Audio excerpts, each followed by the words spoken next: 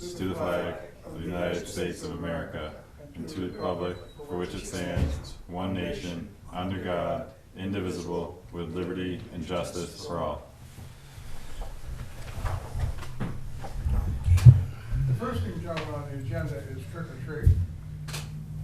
And I did have a conversation with the chief, and people were on our backs, so if you're okay with it, we tentatively have it at 5 p.m. to 7 p.m. Realizing that. On Sunday, October On 31st. Sunday, October 31st, the real Halloween. Yeah. Okay. This does not have. Recording in progress.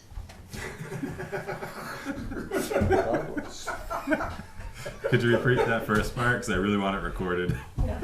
Okay, so it's from 5 to 7, October 31st, Yeah. and we realize that there may be a few older ones, stragglers out there after that, but that's what we had in mind. But this has no bearing on different organizations that have trunk or treat, Yep. where they go to like a school parking lot, a store parking lot, a church lot, or something like that, and have their own. That's their business. Yes. Yep. This is just a general time that we're asking people to do their trick or treating then, and I assume that the PD will at least have somebody roaming around to keep an eye on things. Yep. Yeah, they usually hit all the busy areas. Yeah. So, yeah, and if that's the recommendation, I don't have a Yeah, problem with it, perfect. I'm not going. you know, you get dressed up, Bert. What? You don't get dressed up I for do Halloween? not get dressed up. I want you to know that when I first became a selectman for quite a few years, the selectmen celebrated trick or treat and had the town office open, and kids would come in with their parents, and there was trick or treat, there'd be cider and donuts and candy and I thought, all that good stuff.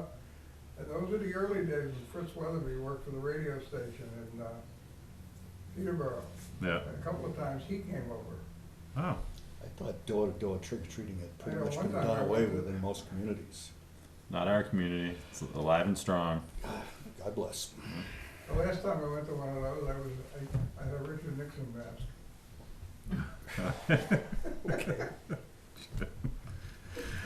Well, I suppose Debbie's open Saturday. I wonder if she could do something. It'd be kind But of a it's neat. Sunday night. No, I know, but just We always did it on the real night. Yeah. It's the- oh the yeah, selectmen, I kept yeah. it open. Interesting. You talk to George Lawrence, he will remember it. All right. We'll take that into consideration for next year. Actually, it was fun, we got to meet a lot of people. Yeah. All right. Yeah. Do we need a motion? I don't think we need a motion, but no. It's the consent. That's what it is. Yeah. Okay, I want to explain why we don't have Primex here, and that is because the lady that was coming here came down with a really bad cold. And so she's gonna come November 9th in person after we have the online with Health Trust. Okay, I think she was willing to do a Zoom presentation, but she has some stuff she wants to bring with her, and I think and then she agreed, she felt more comfortable if she could come and actually meet the selectmen. She hasn't been out here. I don't think any of you have met anybody from Primex. And just get a full idea of the services that come with the insurance. And we know that we have the insurance, but the services that come with it, for example, boiler inspections that have to be done. Mm-hmm. Okay, they take care of that. There's other things that they help us with. They have a good training program too, that's worth looking into. So Okay.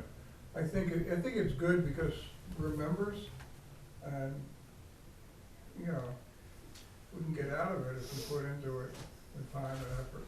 Yeah. It can be very helpful. And so I substituted Roger for her. Oh, excellent. Good evening, Roger. Hey, I had you scheduled in a different slot, different place, but Here we are. this is a good time, we're here. What do you have for us? three things. Just basically, see if we can simplify some things and maybe get a little direction on what I should do. One thing was, on the paid time off, I was wondering if we could have a limit, like maybe a 2-hour limit, that if we have somebody take 2 hours or less off, we don't have to get a additional signed off thing, just have them do it on the time cards, have them sign the time cards, and, cause like somebody might, Friday afternoon, they might say they're gonna leave half hour early or something, and then they send in the time card, and then I gotta go back to them to get one of those, sign-off sheets for vacation stuff, and, you know, kinda chase it down and stuff. Yeah. And I was just thinking that, you know, for a small amount of time, I think, is it something we can, you know, or is it something that we have to do, or, Well, those are so that it can be tracked. well, we don't track sick pay, and sick pay, you know, they could do 20 hours at a time, and there's no thing you have to fill out for that. Okay. Oh, like for like a manager's approval? Is that the form you're speaking of? Well, they sign it, and the manager signs it. You Yeah. know, so, I mean, it's not consistent if you're looking at between sick and PTO. And I don't know if maybe we should require it on all the sick time, I don't know, you know.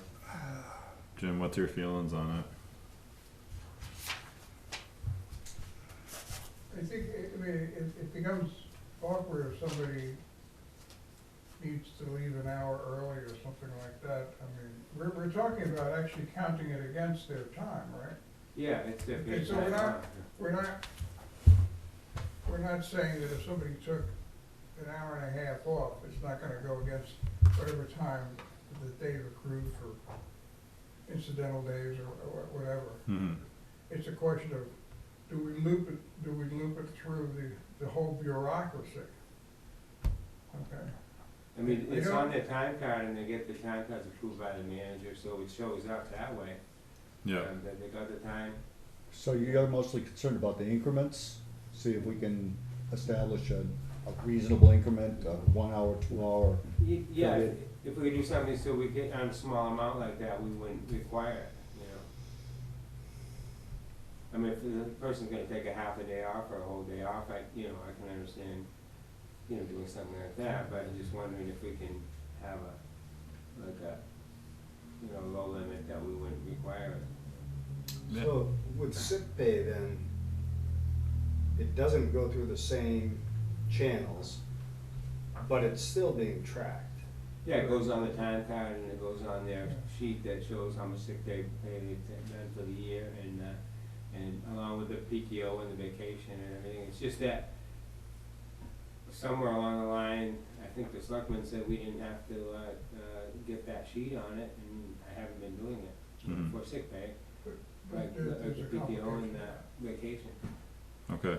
The complication of that is that in the employee handbook, we're looking at the January 1st date, we no longer have sick days. You move them into PTO. PTO, PTO. correct. Yeah. So you no longer have sick days. So maybe Roger's Yeah, so then it'd question is be, very, It's very good time. yeah. Yeah. I don't see a problem with it if it makes it less cumbersome and it's still being tracked on the Yeah, time if card. it's easily accessible, but if I remember right, I think I asked that question, someone said it's right on each check stub, Yeah. keeps track of, is that? It keeps track of what they have left. Yeah. Yeah, And, so and that it also, seems, when they actually take it, it shows up on the sub as PTO or vacation or sick, it shows up there too. And then there's a balance on the stub after, you know. Okay, I mean, do we wanna set a policy where it's a 1 hour or 2 hour increment?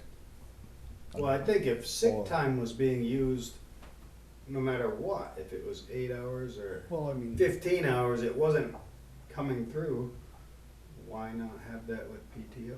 well, The it will same be, system. it will be part of PTO come 1st of January. But I'm saying, let him do with PTO what's now being done with sick Okay, time. but. And then you don't have to worry about Yeah, hours. but his question is,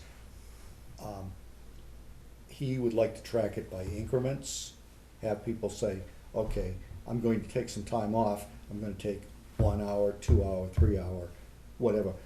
What's the minimum increment that they can take off? home. I think it's still good to have, you know, if a person knows ahead of time they're gonna take off, in 2 days or next week, they're gonna take off 4 hours and take off a half a day, it's good to have that for the manager. Yeah, you know, I'm department, suggesting to know 1 hour increments might be appropriate. I think it says in the handbook. doesn't I it? recall something about that. There's one thing Or to I consider. think it'd probably be is 2 this. hours.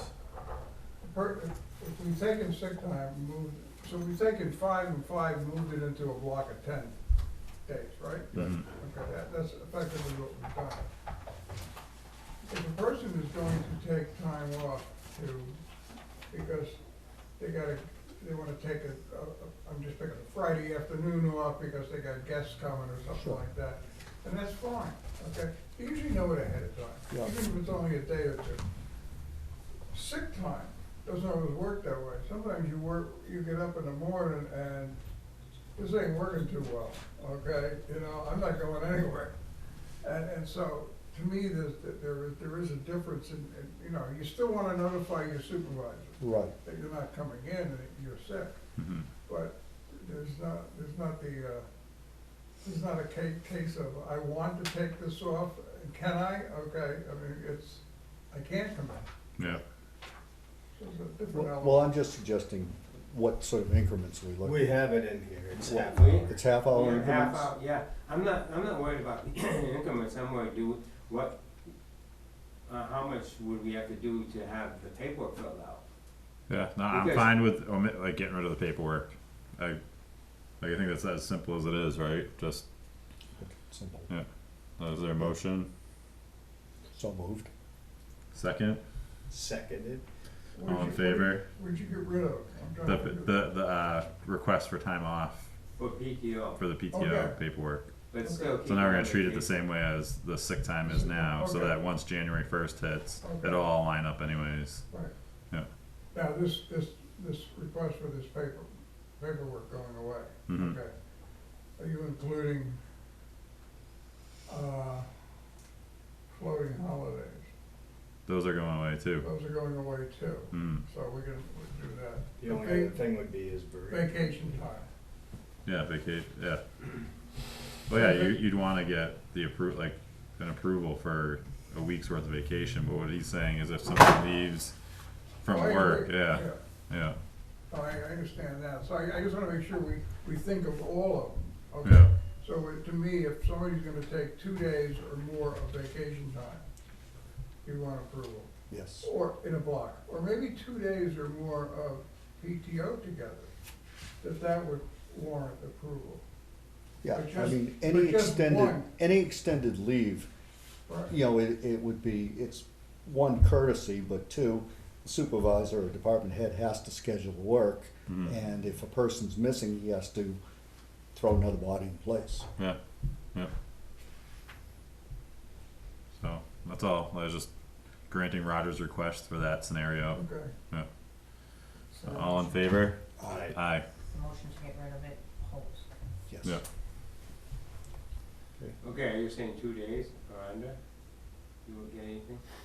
what's that? What were you saying?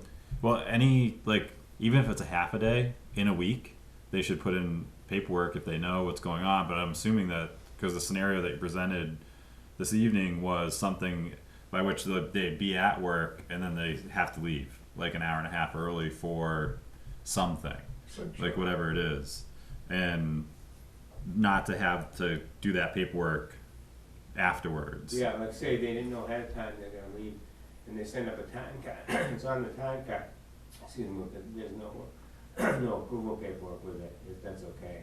Mm. All right, Yeah, you can't just take a week off from work and expect to have a job if you don't get it approved, okay. right? Yeah, I think it's I'm just Understood. not sure of how to write motion, because we're not getting rid of the paperwork, we're getting rid of. like if someone has to leave from work. Roger, how would you describe that motion? Cause I'm with Susan, I'm a little unclear. I would say if it's under 2 hours or less, you don't get paperwork. What is this Then I know- paperwork?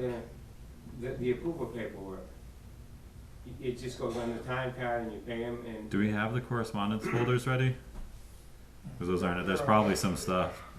Because Can we go if I down? get a time card, Yeah, I you don't don't know mind, if I I'll have go. enough work, No, I don't know what he okay. decided to take, he might decide 2 weeks ahead, and he's gonna take, every Friday off for a month, or he might not decide till Friday that, well, I'm, you know, something came up and I'm gonna leave an hour early, I don't know. Hmm. But if he came through and it had an hour and a half that he left early, and I said, well, if it's 2 hours or less, I don't have to get it, I wouldn't look for it, you know?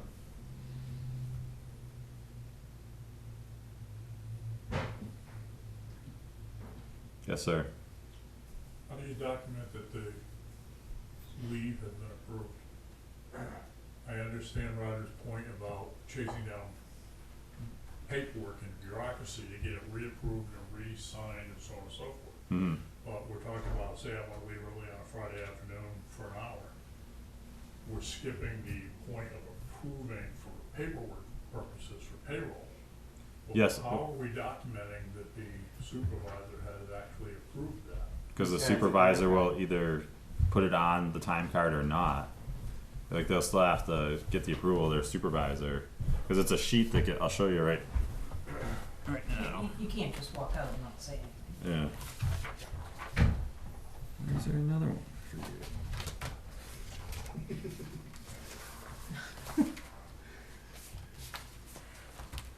So they sign off on every week, Okay.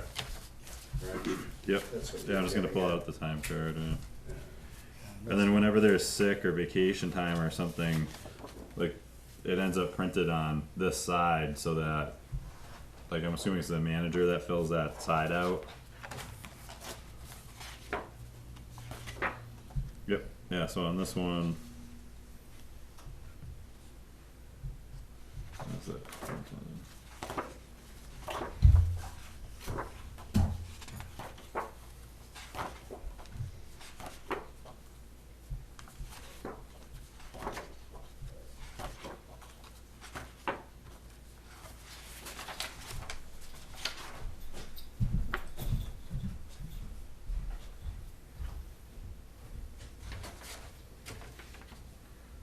See how this is broken down right there, and then this is the request for time off for.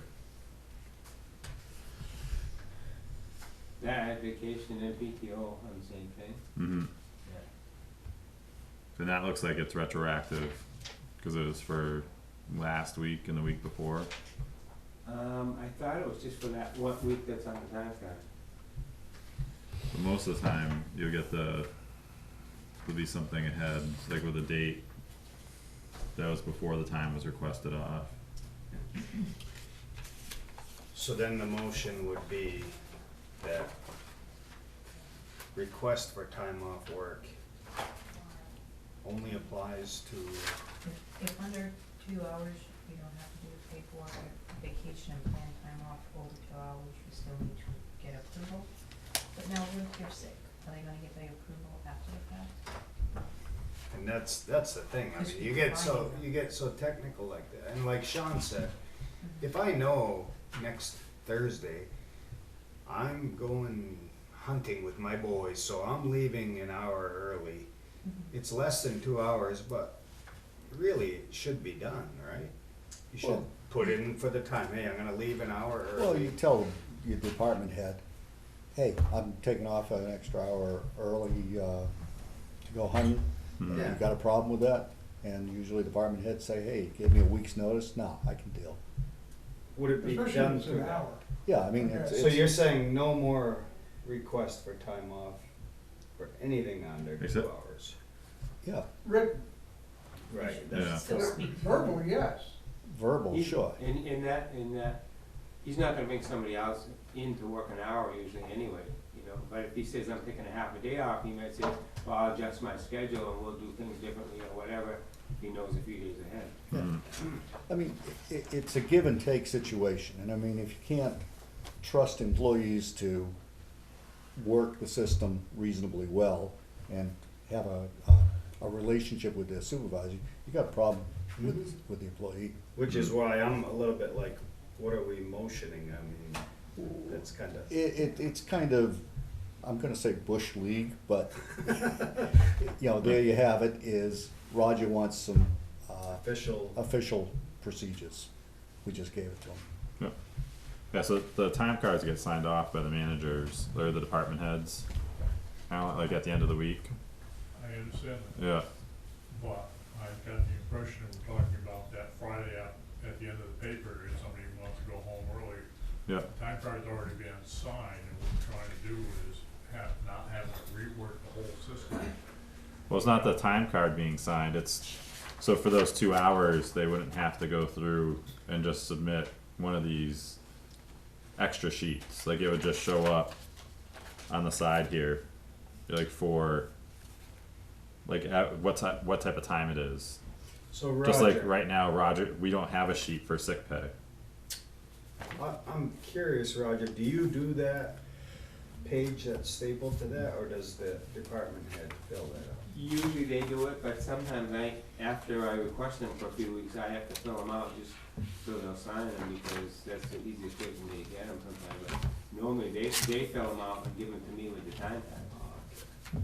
So it's almost like it's being done already, and then it's more of a hassle for Roger to have to go backwards and have the paperwork that was deemed necessary at one point. But if they missed it, Right. I still have, say I have a half hour on PTO, they might not have sent out the sheet, well then I gotta chase it down after the fact, because it's required, you know? An unwritten requirement. Okay, you don't have to make a decision now, I can leave and you can go into non-public or We whatever you don't, want. we don't need to go into I'm not saying you non-public. have to give them the decision. No, we already No, did. it's fine. It's not a non-public issue Yeah. anyway. No, we already did. And there's What was it? Oh, there's what was it? there's no policy change really. It's just if you don't get that paperwork for 2 hours, for any time that's 2 hours or under, Okay. don't go chasing it down. Okay, alright, okay. All right. It's got recorded anyway, Yeah. yeah. Essentially, we're saying, make the sick time policy the same as PTO, right? Not Well, really, now you're because going that- further that with means the- there's no- Alright, I'll just be quiet, cause Well- you said it good, Sean. Because he's the department head for Yeah. you know accounting, and he's asking for the 2 hour threshold. So I'm just going based off of his request. Seems reasonable. Okay, You're all set. okay. All right, The next. second one is Did we on vote? the revolving account. We did, Don't we have a motion on the Jason. No, we voted. We voted. We all. voted? Yeah. We got two running around in circles. Short-term memory, it That happens might have- as you age. Okay. All right. Revolving accounts. Yes, we're ready for your next. On the revolving account, It must be you, Andrew. well, Would you bring it to that's the up room? works. Yes. At one point, the selectmen wanted me to get requests on all the revolving like charges, like for the recreation department and stuff that came through on the like 06 account or 08 accounts, and I don't know, I mean, what I've sent them a thing where they just sign on the bottom, but I don't know if you guys wanna just say, we'll look at just the part that you up here, and if we have any questions, we'll get the information, instead of having to sign off on everything. Correct. And- And then and I that think- way it'll move those payments along because it's additional back and forth and paperwork. Well, and then When- sometimes I'm holding on to something for a while to get your approval to pay it, and it might not be fair to the vendor, you know? Mm-hmm. Yeah, well, But- sometimes some of those expenses are questionable and we wanna look at them too. I mean, but if you say, I Well, wanna know. you do get to look at it. Yeah, I know we do. Yeah. We have been. Yeah. So, You know, if you say I wanna know, a particular vendor or something, what they're spending ahead of time, whatever, I mean, that's another thing we can work on, you know, but. because some of those things that we sign off on are, or a lot of them, especially with the rec department's case, is all credit card like purchases that have already been bought and paid for, and it's like for $5.64, and we'll get one invoice, and there'll be as many copies as there are items on the invoice, like with a different thing highlighted, with another thing to sign off of instead of just the whole invoice. And I guess that's where I was questioning was how come every single little line, no matter how small it is, has to be approved when there's bigger items and other revolving accounts that aren't brought out and just presented in such a way where we have to sign off on it 2 or 3 times, and just us signing the manifest is enough for approval, and those are bigger, like much bigger dollar items. Well, you looking for why I had 2 of them on the same thing? No, I know why, because you broke down each item. No, that was because I get the credit card bill and I don't get the receipts. Mm-hmm. So I have 2 choices. Don't pay the bill and pay the interest charge, or pay the bill, put it into an account, and then when the receipts come in, if they ever do, then I subtract them out of there. So when I'm subtracting them out of there, I get an in and out, and that's why I had those invoices that have 2 entries, because I have entry taking out and one putting it into the proper account.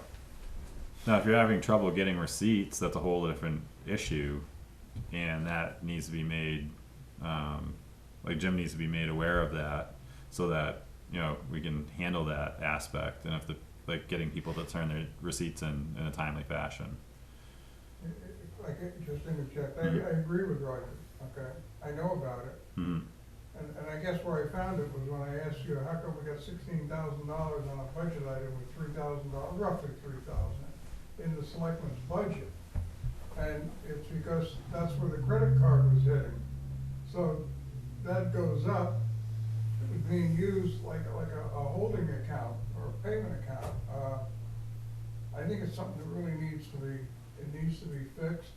We could address it with our auditors, we could look at, some better ways of doing things, but Mm-hmm. Well, department heads should be more on top of this, I think, to turn the receipts in. And I also went to New Hampshire Public Deposit Investment Pool, which operates a credit card system designed for towns.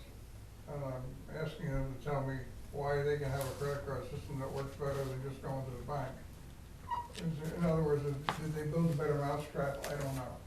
But I'm gonna find out. Mm-hmm. This has I didn't been, wanna bring that in until I looked at but it. collecting receipts has been an ongoing problem for years, if I recall correctly. Yeah. Yeah, and the other thing is that is the one auditors look at, because they have places where they're trying to deal with fraud and charges, and so that, I mean, we had a guy come in, especially from the auditors, just to look at just the credit card stuff. Right. So, and the auditors have told me when I first started here that the problem, they could figure out the general fund pretty good, okay? It was, once you went beyond that into special funds, that it was a little problematic, and that we would take a look at it. Mm-hmm. I mean, in truth, we should not be approving any invoice that does not have a receipt attached to it or related to it. How do we impress upon the department heads that if they spend money on a credit card, they need to turn that receipt in? I mean, how do we do this? I mean, this has been ongoing for, I don't know, as long as I've been a selectman and beyond. The department heads just are a little lax about it Has it been brought to their attention? on multiple in occasions. times past? I don't know where most of it is, or if it's scattered all over, but it's something we need to take a look at it, and I think that the ideal time, for somebody like myself, and Roger would be involved too, is when the auditors come here to do that part of the audit. We got something back from them, but they haven't done the audit itself yet, Mhm. and they will be coming here to do that. So I guess I address it through the auditors to find out what's a more typical practice, like how those credit card invoices are reconciled, right? Yeah, I mean, and then as far as- basically, if the department heads, and we should be able to determine which department heads are most delinquent, in returning receipts. If they cannot manage their receipts, we pull their credit card, simple as that. Mhm. And then they can get an approval for each and every can of oil or, sweatshirt. But I think that's the problem, it's not, they don't have their own credit card, they use one, right? They come and get the one that's on my desk. Not all of them do, but the Parks and Rec do. Yeah, so if they come and get their credit card, And then I've they seen return some of it, they should return it with the receipt. And some of their receipts it's a trip through Walmart because they're gonna have some event, they're buying all kinds of material and stuff. It's a grocery list a mile long. It may not be millions of dollars or anything, but it does add up. Yeah, I mean, a couple $100 at Walmart is not a big But it expense. can be a lot of items, But that, they should have a little ticker tape from the register, yeah. and that's the receipt. But like I said, I'm also looking into another type of card system that some towns are using, so. All right. To see if there's anything there that might be helpful. Mhm.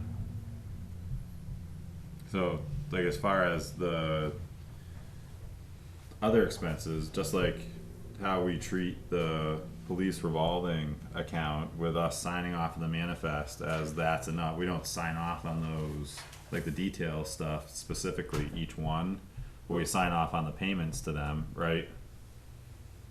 Well, the police don't really do much charges to the revolving account, it's like the rec stuff, they do a lot of stuff for their shirts and, balls and nets and all this kind of stuff. Well, yeah, because the people that participate in the programs pay, and the money goes into that revolving account. In the pool and stuff, so, but my And question they're is, not do you funded want, through do you the wanna tax sign law. off on all these invoices that come through like that? No.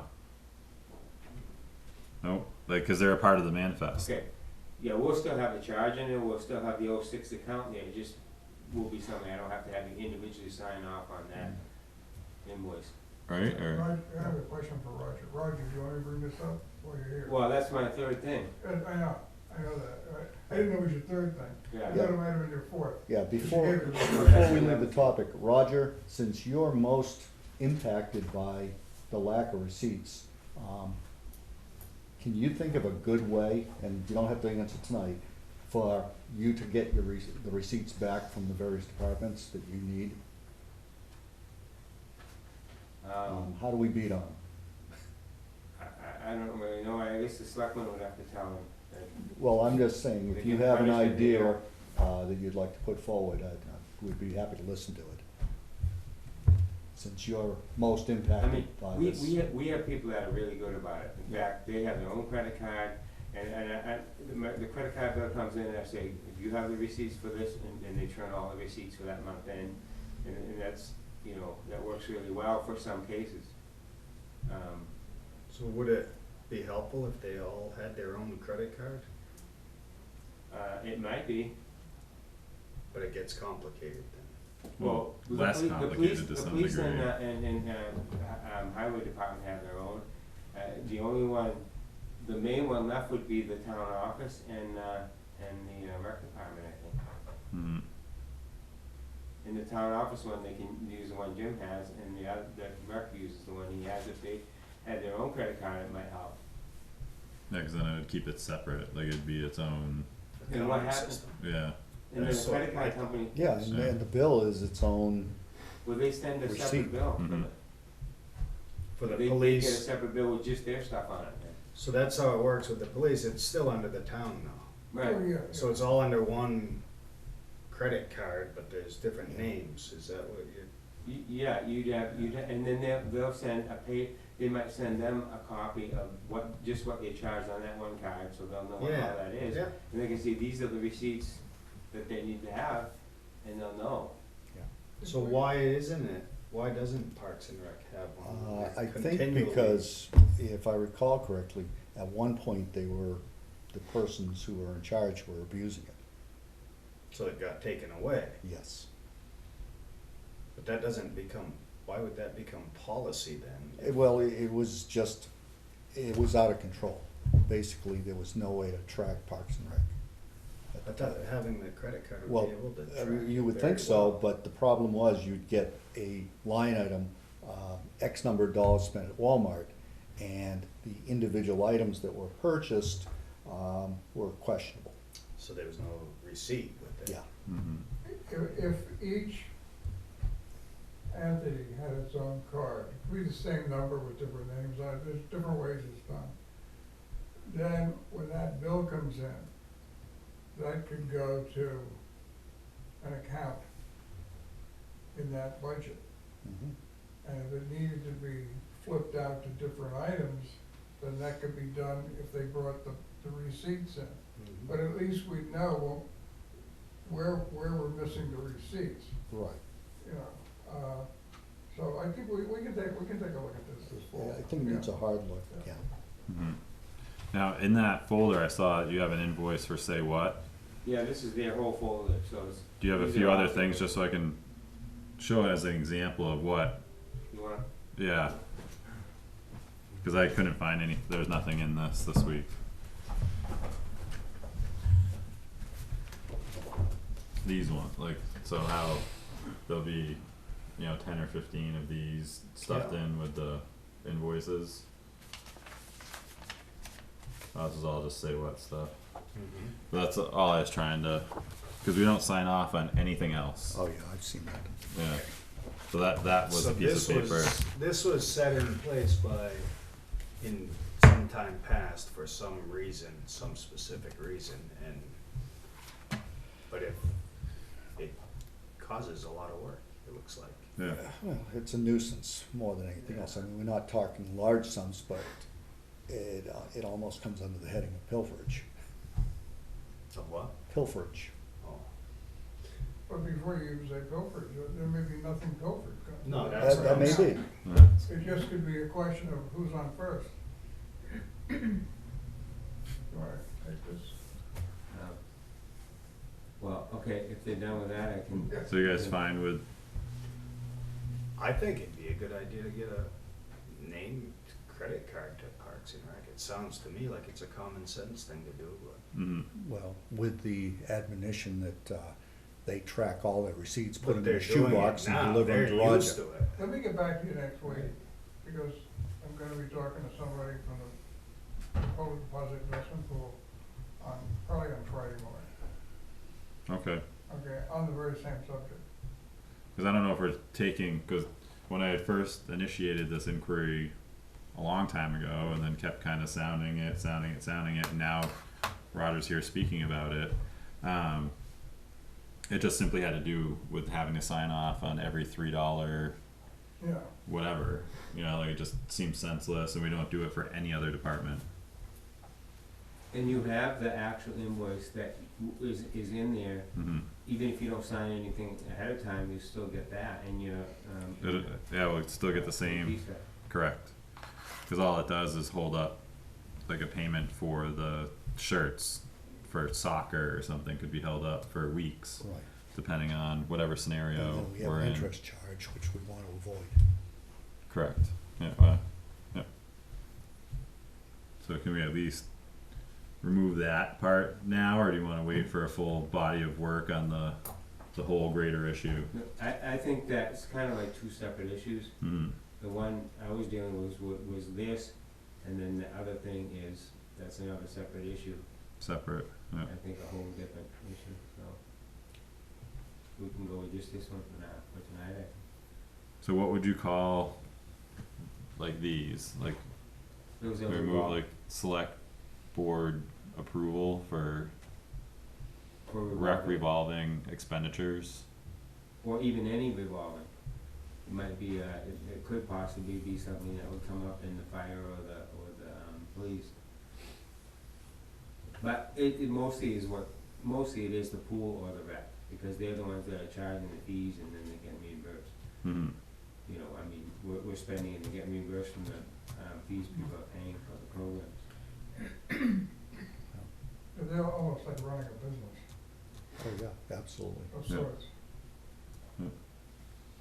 Are we moving anything? Trying to think of what. I don't think there's anything to move at the moment.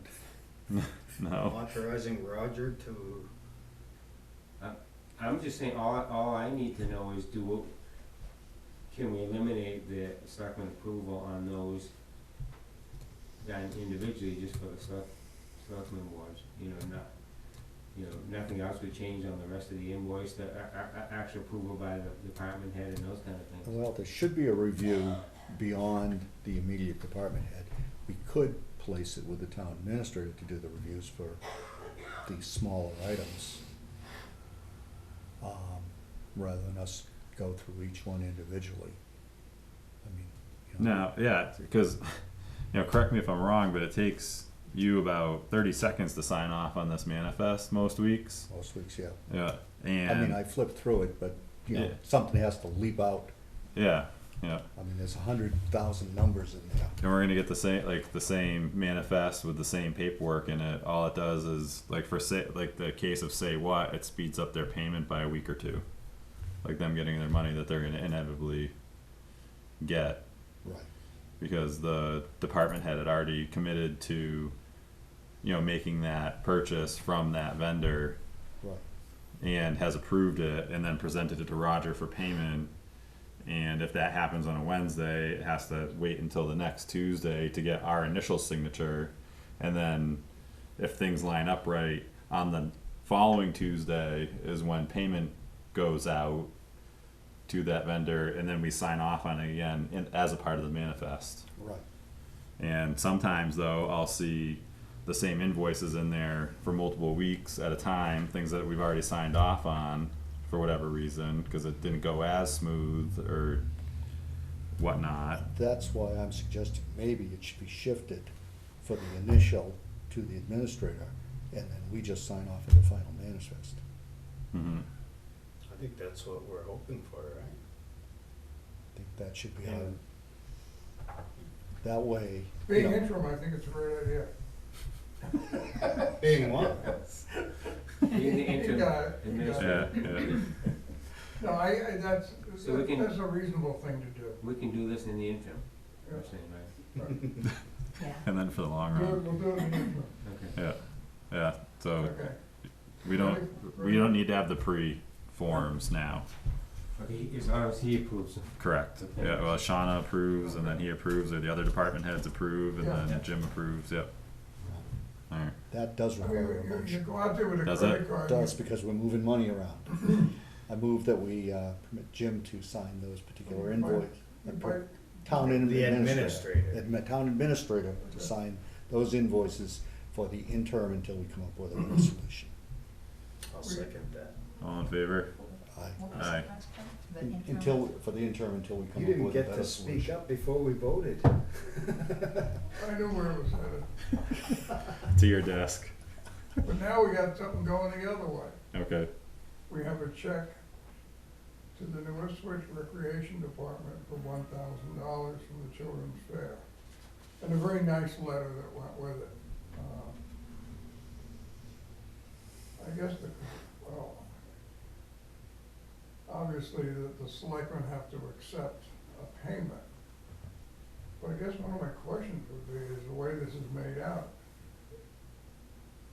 can the treasurer accept a check made out to the Recreation Department? Well, how's the check made out, Jim? What's It the, says New Ipswich Recreation Department. So I guess the question is where, this is unanticipated income right. for the rec department. Okay. And so I guess my question is, where does this go? I mean, how are we gonna, it's intended to be used by the rec So department. it goes into their revolving account. Yeah, but it's like a $1,000 blank check to the rec department, Yeah. to a point, Yeah. okay. So, I mean, it could be income from departments, and that way it'd be just revenue coming in. that's not what the church intended to do. Mm-mm. It's fair, Like though. they don't want it to go into the fund balance. No, they, No. yeah. But they, Well, but they, my question on that, Jim, is,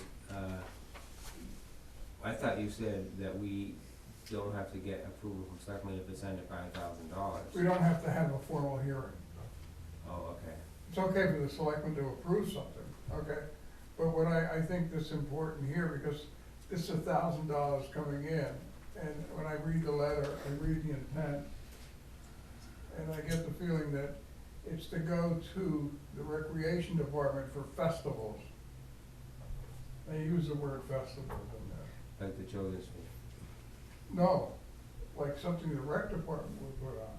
Right. So what you're saying, Jim, is So in- how do we make it permanently attached to the rec department without, at the end of the year, it being Oh, redumped, we can flag it, that's not a problem. redumped into the fund balance? But like you say, if she can have a little bit of trouble depositing that when it's not made out to the town of Osage. Right. Does the rec department have Check Separate cash. bank a account, separate no. bank account? I don't think they do. No, Any nothing, place to it's put it. totally revolving fund, there's no Okay, separate account. this, We can, if the bank will take it, no, we but can thi- flag it in the no, accounting but this system. is how we do it, simple. Basically, we invite the rec department head in, she signs it for New Ipswich Recreation Department, her name, and tonight, we formally accept it on behalf of the rec department, and then you make the deposit. Was that clear?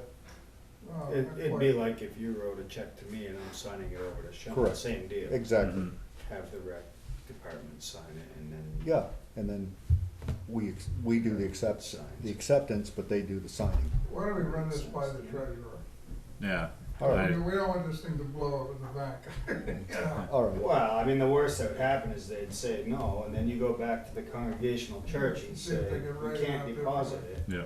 yeah, Can we get it out of so, I move that we accept the check on behalf of the rec department, and that our town administrator straighten out the financial details. And I'd like to add to the motion, thank you to the Children's Fair Committee.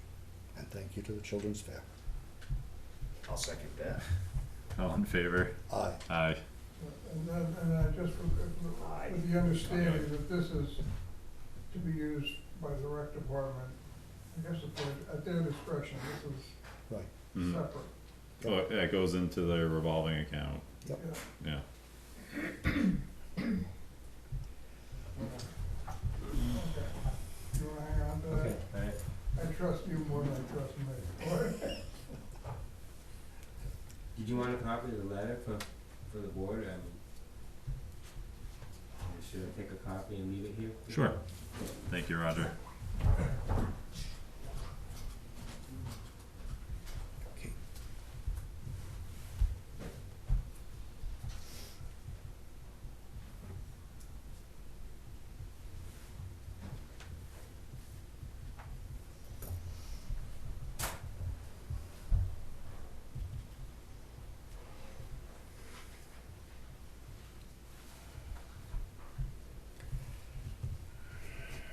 That was actually nice. What's that? That was a nice thing for them to do. It was really nice. Yeah, the fair went really well this year, and a lot of money was raised. So Couldn't get parking. yeah. Yeah, it was, I think a lot of people were so happy to have that Mhm. fair, you know? Anything to get the heck out of the house. Yeah. It's a beautiful day for it. It was. Okay. So we got a minute. Andrew, did you have something specific that you wanted to chat about, or you're just hanging out? Yeah. All right. Thanks for coming. What do you got next? Should we talk about fund balance? Let me just, Perfect. one item to let you know. Mr. Lowe, the owner of Carrot Management, Mm-hmm. signed the agreement. Okay. So we have a signed copy. I'll just read into the record here what I got from Eric Marr, who is our attorney. Okay. This is to inform you Thank you, Mr. Roger. Lowe has signed the settlement agreement in the Carrot Management case. A copy of the settlement agreement, which is what you, same page you signed, Mm-hmm. okay, is attached for your record. The next step for me will be to prepare the necessary paperwork for the board to sign to effectively claw back the notice of reverter. As a reminder, I will be holding on to the notice of revert until Mr. Lowe completes the work on the property, all the work. I'll keep you posted. In the interim, Mr. Lowe will have the right to enter onto the property to begin work even though the title document's related to the notice of revert or earn process.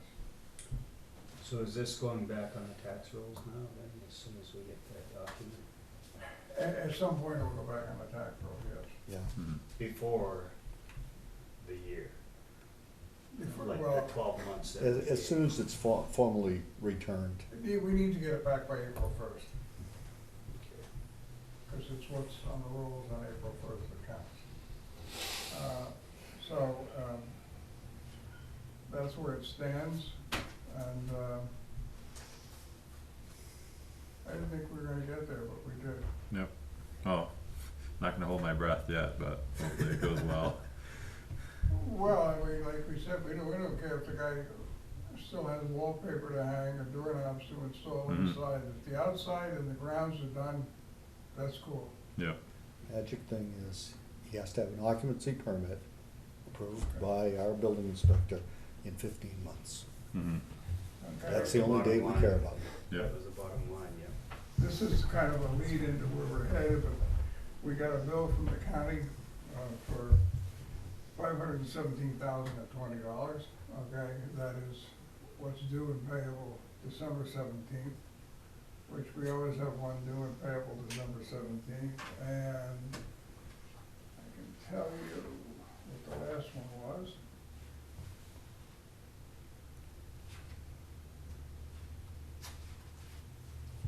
Last year's bill was $495,134. So, $22,000 increase, Mm-hmm. for the county. So anyway, this is the county bill. Okay. And,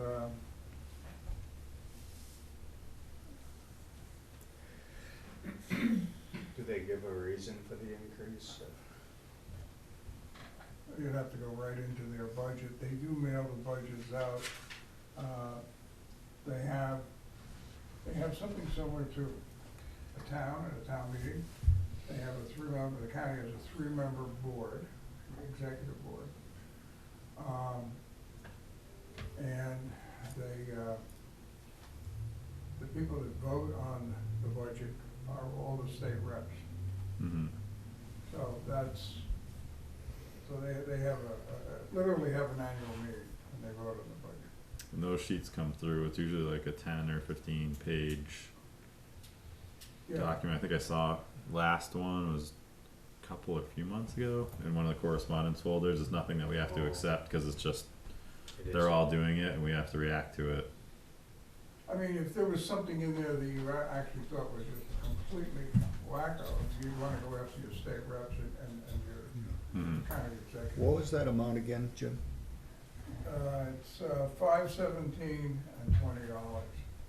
I can tell you right now that there's small towns in Cheshire County that pay far more than that. You know, Mm-hmm. Wait a second.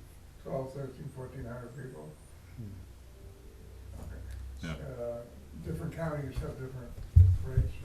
So we're paying $51,000, did you Huh? You said 51,000? Five hundred. $517. $517.20. $517,020. $517,020. 17120. 020, okay. So we're paying about $500,000. Yeah. Oh, okay, fine. Yeah. Just wanted to check the numbers. Okay. Okay, so, got that. But why don't we take a look at, I was kind of asked about a fund balance policy. And so what I did is I put some stuff together. And I wasn't quite sure how to approach it, okay? But, I just pass these around. And so I got this stack of goodies here we can go through. And explain what it is.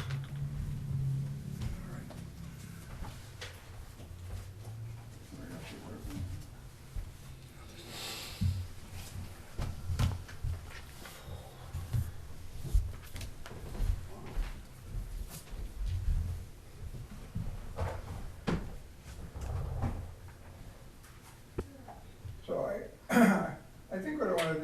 start off with a policy.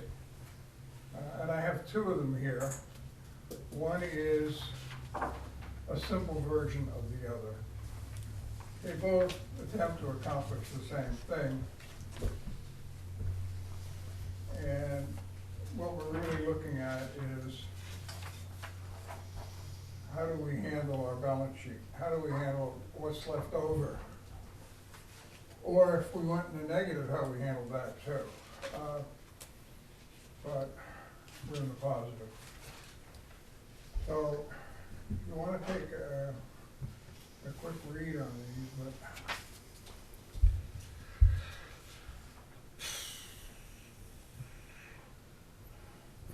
All right. Jim, Yeah. maybe you can clarify, item, second page there, C2, or C Roman? C2. C2. I've always heard, somewhere between 10-15% of the total annual appropriation of the community. What is our rough total annual appropriation for New Ipswich? I can give you last year's, Last year's is fine. okay, okay, if we want. A typical target is 10%, but, last year,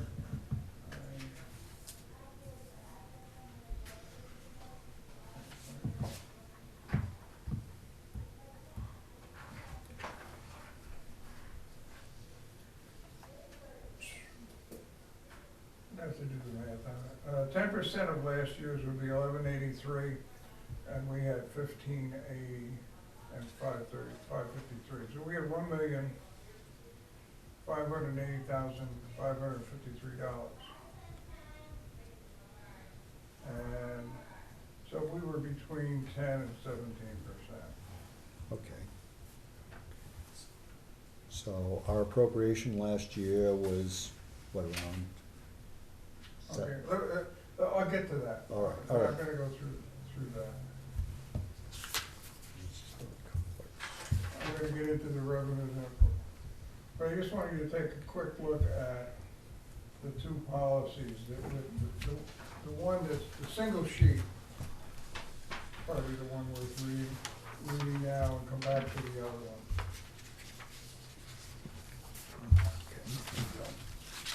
All right, made myself a little script here. When you're taking a quick glance at that,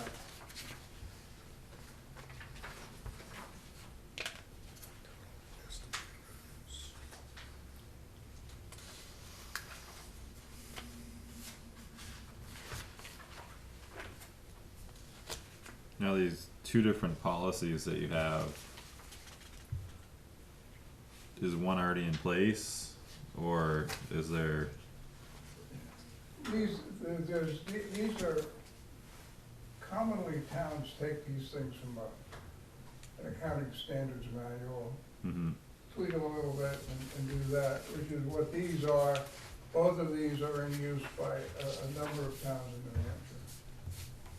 Hampshire. Okay. Probably the short one is more in use. Do we have one We in don't have a place policy. today? Nothing. The only policy I ever heard expressed was, in recent years, was, we're not giving back anything. Mm-hmm. So, and then reasons given for that. Yeah. Okay. We don't have an extraordinary amount of money. I mean, it'd be a lot of money if somebody dropped it in your checkbook or mine, but I mean, from a town perspective, we don't have. So I'd like to go through this.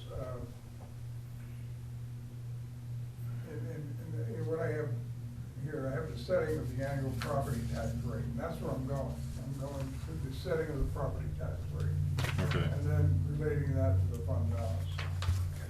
It allows the selectmen to make decisions relating to how much money is to be returned and how much may be given back to taxpayers. Looking toward the coming year, the selectmen may wish to retain some funds and to use them to fund the future appropriation. Looking at the 2020 tax rate setting is an opportunity to look at the process, which will be before us shortly for 2021. I've included some of the DRA forms that help determine this rate. So the forms you have, and we'll get into them, we're not gonna read the whole thing, but there's key parts of it. You have an MS 434. That is a guess as to what our revenues are gonna look like. We have the MS 535, which contains a balance sheet, and this one here is something that should be produced in April. It's due April 1, but the state doesn't go after it till September, but you should have this, you know, by May, so that you know where you are, okay?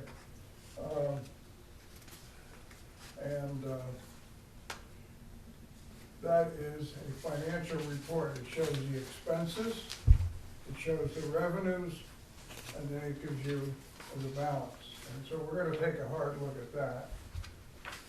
And then the other form behind that, and these forms are all current year forms, they're not last year. It's called an MS1, and it's a summary inventory evaluation. And page 2 on that is the key page for financial purposes. The other pages behind it support it. And there's 2 numbers on there to look at. And what you have there is, at the bottom, it's a bunch of numbers stacked up there, but $491,772,545. That's the net valuation of the town used to support the expenses. Except the statewide property tax uses a different number. It uses 476,197,545 because the state property tax for public utilities is taxed directly by the state of New Hampshire. So the state value is taken out. That's something you need to understand, but only for the state property tax. And you'll see that when we get into the tax rate setting, and that's the reason behind it. The state then taxes them and distributes the money. And the last item is the 2020 tax rate breakdown. So, you know, I have, these here are all important going forward. This is a little bit of the past. Okay. So let me just read what I wrote here, because that way I'll keep from wandering off. At the conclusion of the annual town meeting, the clerk submits the minutes, okay? And the selectmen submit an MS 232 form, which is a spreadsheet summary of what was actually voted. It looks like the form you post with the budget, but it has the revenue stripped off, and it's a kind of a simplified version of it. It's a financial report of the budget. Okay, so that's reported. When it gets to the state level, they compare the clerk's minutes to that report. The two better line up. So you got somebody doing that for you. And sometimes they don't, and it gets funny. Okay, I've never said that here. But the next thing that we prepare is the 535. Okay, so that's this one right here. And we'll get into that in a minute. This report contains a balance sheet effective December 31st of the preceding year on page 8. So if we go to page 8.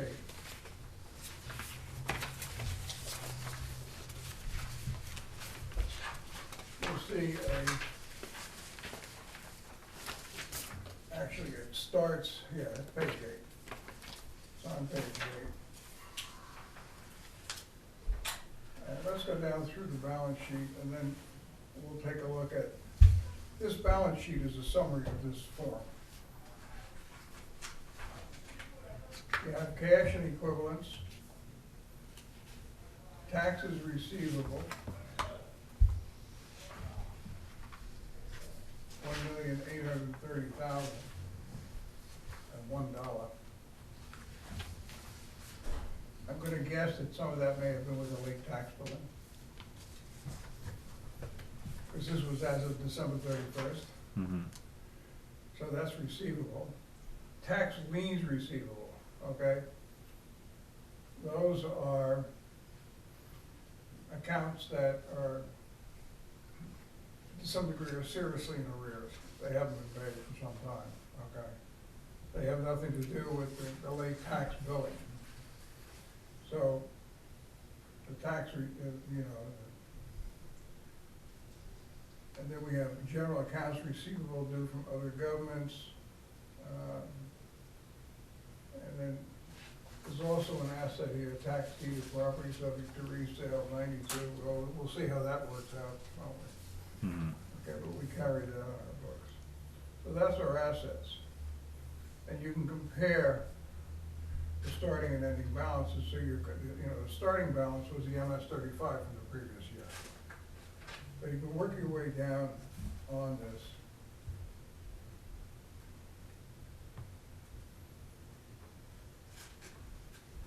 And there's a illogical difference on the line 2075 due to school district, but we know that got all screwed up last year, the payments to the school. That's been resolved.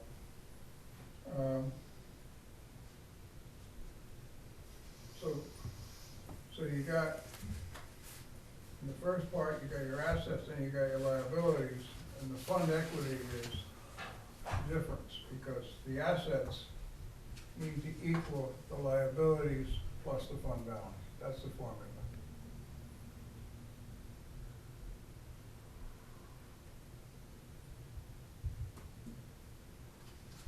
And we get into fund equity, and you'll see this on the fund balance policies. Mhm. There's different types of fund balances, and they make common sense. Non-spendable fund balance. So in there, the $112,181 is dead committed.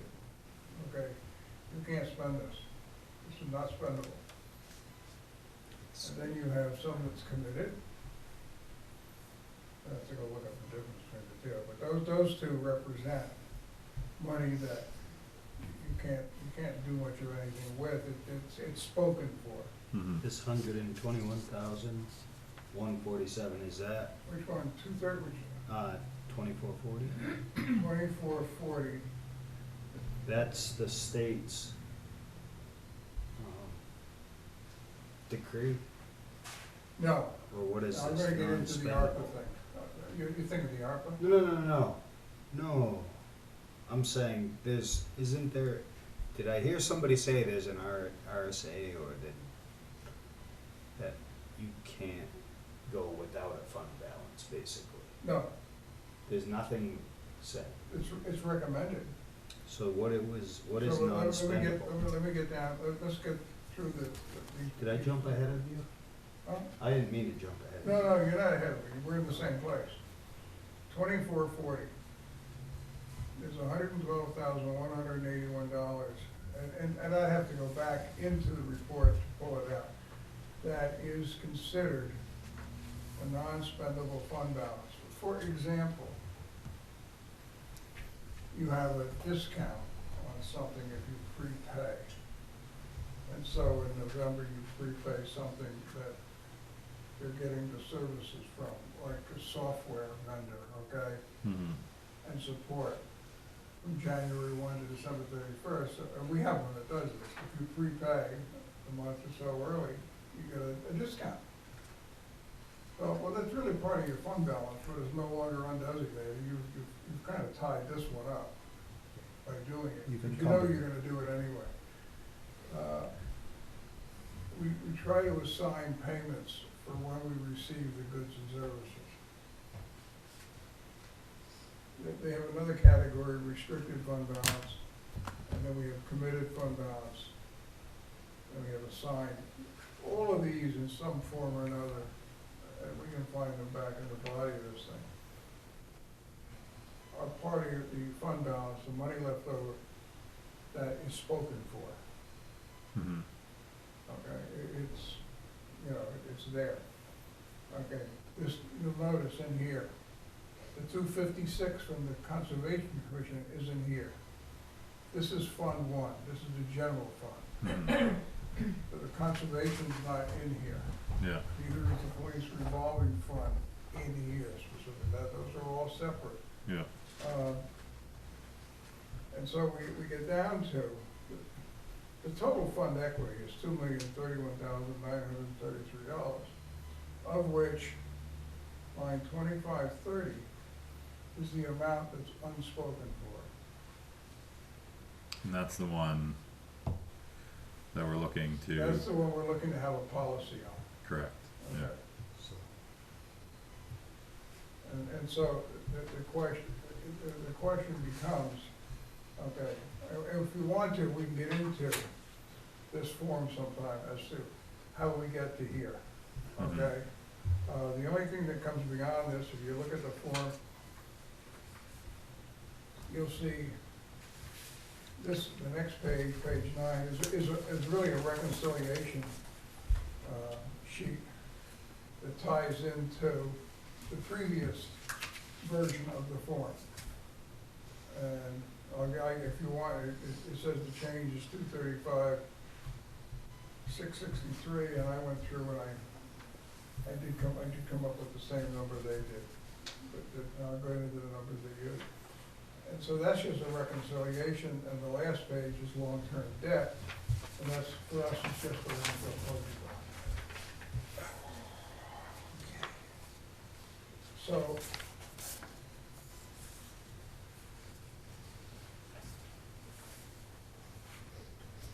so we have this form here, we now know what our balance sheet looks like. And our time frame should be spring, okay, ideally.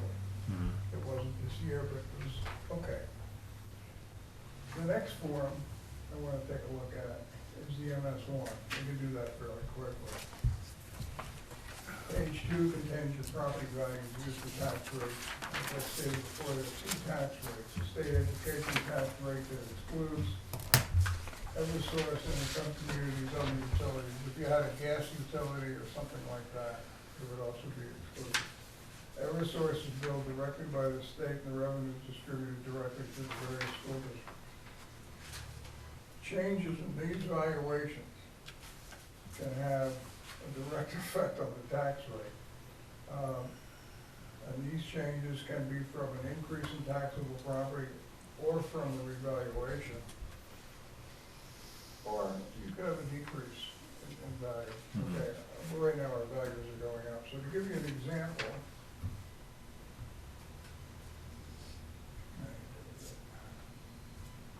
I got it memorized. I never had it in there. Okay, what I did was, just for the heck of it, I took, and we'll get into the tax rate. I took last year's tax rate setting, and I plugged in this year's values. And roughly, the amount of valuation has gone up, so that it would have lowered the tax rate by 50 cents. all right. 50 cents on a $300,000 home is $150. Yeah, That's measurable. yeah. It's certainly measurable. It's not the biggest thing in the world, but it certainly makes a difference. So we need to make sure we don't miss a single bit of property with this. But we want to be accurate when we do it too. So if we look at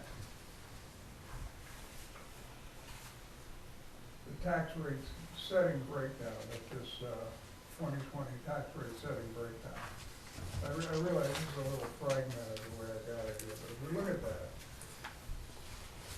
What sheet are you on now? The last. The set. EMS? yeah, Nope, it's the 2020, this is the tax rate set. All right. So 21, 25. Yep. okay. So if we look at that, you'll see the valuation there, 483,823,011. And right now, we're playing with 491,772,545. That's a pretty good jump. $10 million. Hmm? $10 million or so? 15 million? Yeah, and that's not because we've been out and reassessed. That's because somebody built something. Mm-hmm. We're assessing the 2019 prices. And we will be doing that until 2024, which is the end of a 5-year span, and then we go up and we revalue everything again. So, what it shows we have some reasonably healthy growth in town, and I think it's pretty obvious when you ride around and look at it. So basically what you're saying is that in the last year, we've built between 10 and 15 million dollars worth of homes. Okay. That's pretty good. That's about 30 homes. Yeah. Yeah, and there may be some other stuff in there that affects it too. I mean, there's, the transmission line through town has new components in it that will add to it. So, I mean, it's, we have some positive growth, but it doesn't appear to be runaway either. So, this is due on September 1. And we've always had it on and very close to September 1. And this is produced by the Board of Assessors.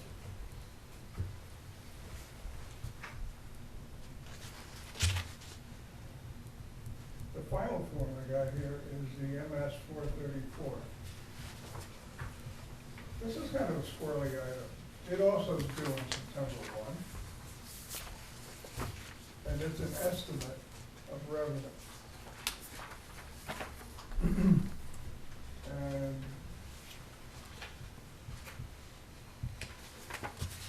right now, we're estimating $2,215,117. Now, there's things on here that are not finalized. They're the best guess as of September 1.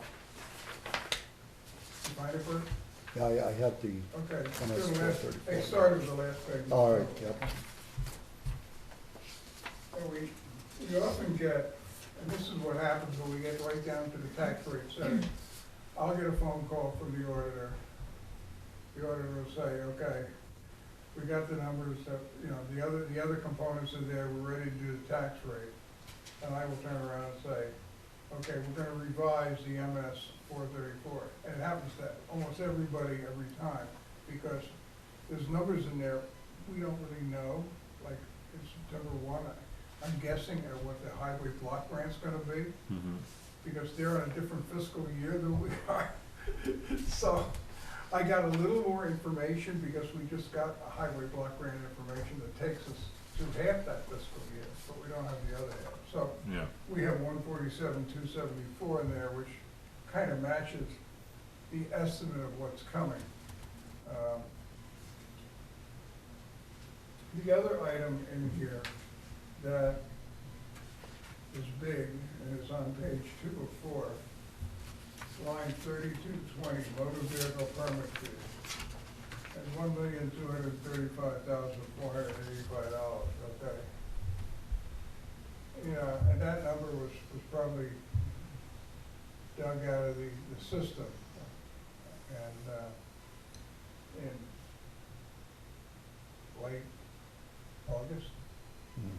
So you got September, October, November, December. So we were, and this number is an estimate for the whole year. So that's one item that we really have to take a hard look at the last minute. Mm-hmm. You know, to make Especially sure with the we new have. households, Huh? especially with the new households in town, Yeah, you would think it's. It's gonna Yeah. jump. there's more cars. So that's what this is. And the other thing, rooms and meals tax distribution and shared revenues are, they're probably gonna be very close to what's there, but they're not exact. So we fixed those at the same time. Okay, so all these revenues here are independent of taxes per se, the tax rate? they're all independent of the property tax. Property tax, okay, Okay. yes, But there are taxes in there. right, correct, Okay. correct. And the very first one's land use change tax, I estimated this year 0, because we give the money to Conservation Commission. I can't put a number in there, Mm-hmm. okay? You know, yield tax is also known as timber tax. And we got interest and penalties on delinquent taxes. And the key to this thing is to, what's that? That was a wake-up call. The key to this thing is to get close on the revenues, but don't overestimate the revenues like some levels of government do, okay? You wanna get it close, but you wanna be conservative in doing it, and Mhm. that's my philosophy. And Somebody who has a hand raised, I think. They wanna speak? They can't hear you yet. Sorry. Just connecting. Turn that down. No, but I think they wanna chime in or talk or ask a question. No, Marlene is on mute. If she wants to talk, she'll have to come up. All right, So this is, the selectmen, at the end of the day, do set the tax rate? I think from a legal sense, the answer is the state sets it with the selectmen. In reality, it's a joint effort. You're setting the tax rate, but by the time you're getting to set the tax rate, your control over the bottom line, the actual bottom line, isn't terribly big. Mm-hmm. You may have some better control, and you gotta think in terms of the town tax rate. That's what you control. That's all I'm thinking about. That's That's all it. you control. Everything else is external. Mhm. You may go to a meeting at the school to say, I think you better calm down, or, you know, or thank you for giving us money back, Mhm. or whatever, because we're all part of it. But our job is to run the town, Yeah. and And so, you're like the that- bank, you're the collection agency. The number from the MS 535 is the unassigned fund balance number, which is, you know, at 1.685 million. And so the next question is how much of that is like back taxes, like revenues that we don't actually have Okay, in that? let me get to that, Yeah. okay? I mean, if Cause you go cause up- this is the you go number up- I'm looking at trying to if you- create a okay, policy If you for. go up here, go up that right column, Mhm. and you'll see tax liens receivable. Yeah, I would use that and maybe a very small percentage of the line above it, because we had a problem, because our taxes weren't due by December 31st. They were due closer to January 31st yeah, yeah, last year. So that line gets distorted. Although it appears many people came and paid their taxes as quick as they could. But so, like the liens receivable, you know, it's at 132,000 about, if we rounded that up to 200,000, would you Yeah. think that that would be appropriate? Yeah, but let me just take a look. This is December 31st of last year. Mhm. We're now gonna set a tax rate at the end of October or the first week of November Yeah, of 2021, okay? We're a bit away from there, so I think the prudent thing to do is we take a look at what's outstanding in the tax collector's office. That's number one. We look at our revenues. Are our revenues coming in the ballpark, okay? We look at our expenses. Are we gonna blow the budget? No, I know we're not, okay? So we're okay that well, way. it shouldn't even be So close. we need to try and get in our head, where we are, today. Mhm. I would use, I mean, we're using the balance sheet from the end of the prior year, but we need to make sure that we didn't have some strange, bizarre thing happen during the year that's gonna twist things around. Well, and the reason that it's so easy to focus in on this, the unassigned fund balance, is that it doesn't really change that much. So what would like to do is Changed establish it. 80-some thousand dollars. Yeah, it increased. Yeah, it increased. Yeah, that's what I'm saying. Like, so what I'd like to do tonight is set what the cash value of that fund balance is, so that we can get in the habit of returning I know the we- overages each year. It's a simple. This is all very complicated, but this one line in this one policy is very simple. As complicated as all this is, it's basically very simple. What did I spend? What was my other income? And the difference, I gotta get the money for it, and that's my tax bill, Mm-hmm. okay? But let me just go a little further, otherwise, so I don't lose my train of thought, and then we'll come Okay. down and pick it all apart. What else did I write here? Okay. Fund balance policy, and that's what we're talking about, we're getting into a fund balance policy, okay? It's, has several considerations, and I wrote the amount of the undesignated fund balance that is uncollected receivables is important. Mm-hmm. Talking about that. If we're owed a lot, it could affect our cash flow. One use of fund balance is to soften spikes in our town tax rate. If the surplus is very large, giving it all back at once may be good for the moment, but the following year, when everything goes back to where it was, can be difficult to explain. And I saw that happen here in New Ipswich, where a ton of money was given back in one year, and the next year, the ledger had a headline that our taxes went up 100%. Well, we cut them in half the year before, the town tax. And Can I so just what speak that to does, that it panics point? everybody. Can I speak to that point? Because that's Yeah. been like a scare tactic almost against what I'm talking about. If we get in the habit and we establish this cash balance, like of the fund balance, and each year all it is simply what's over budgeted. Last year was $125,000. The year before was $80,000. These are all small things that aren't going to impact the tax rate that much. I agree with you on that. I understand that. But it's just the simple fact of us having a threshold, the public knowing about it, and them getting their money back, even if it's going to be $1 each. Like, it's the fact that we I gave don't we disagree with you. gave the I dollar agree with back. Yeah. But what I'm getting at is, if you found yourself with something weird like that, maybe you should take 2 years to give it back, or something like If that. there was an enormous amount. Huh? If there was an enormous Right, amount. and it happened many years ago, when the town tax rate looked like the county tax rate, okay? It was a whole different era, okay? So what you're looking at here is, and I think it's,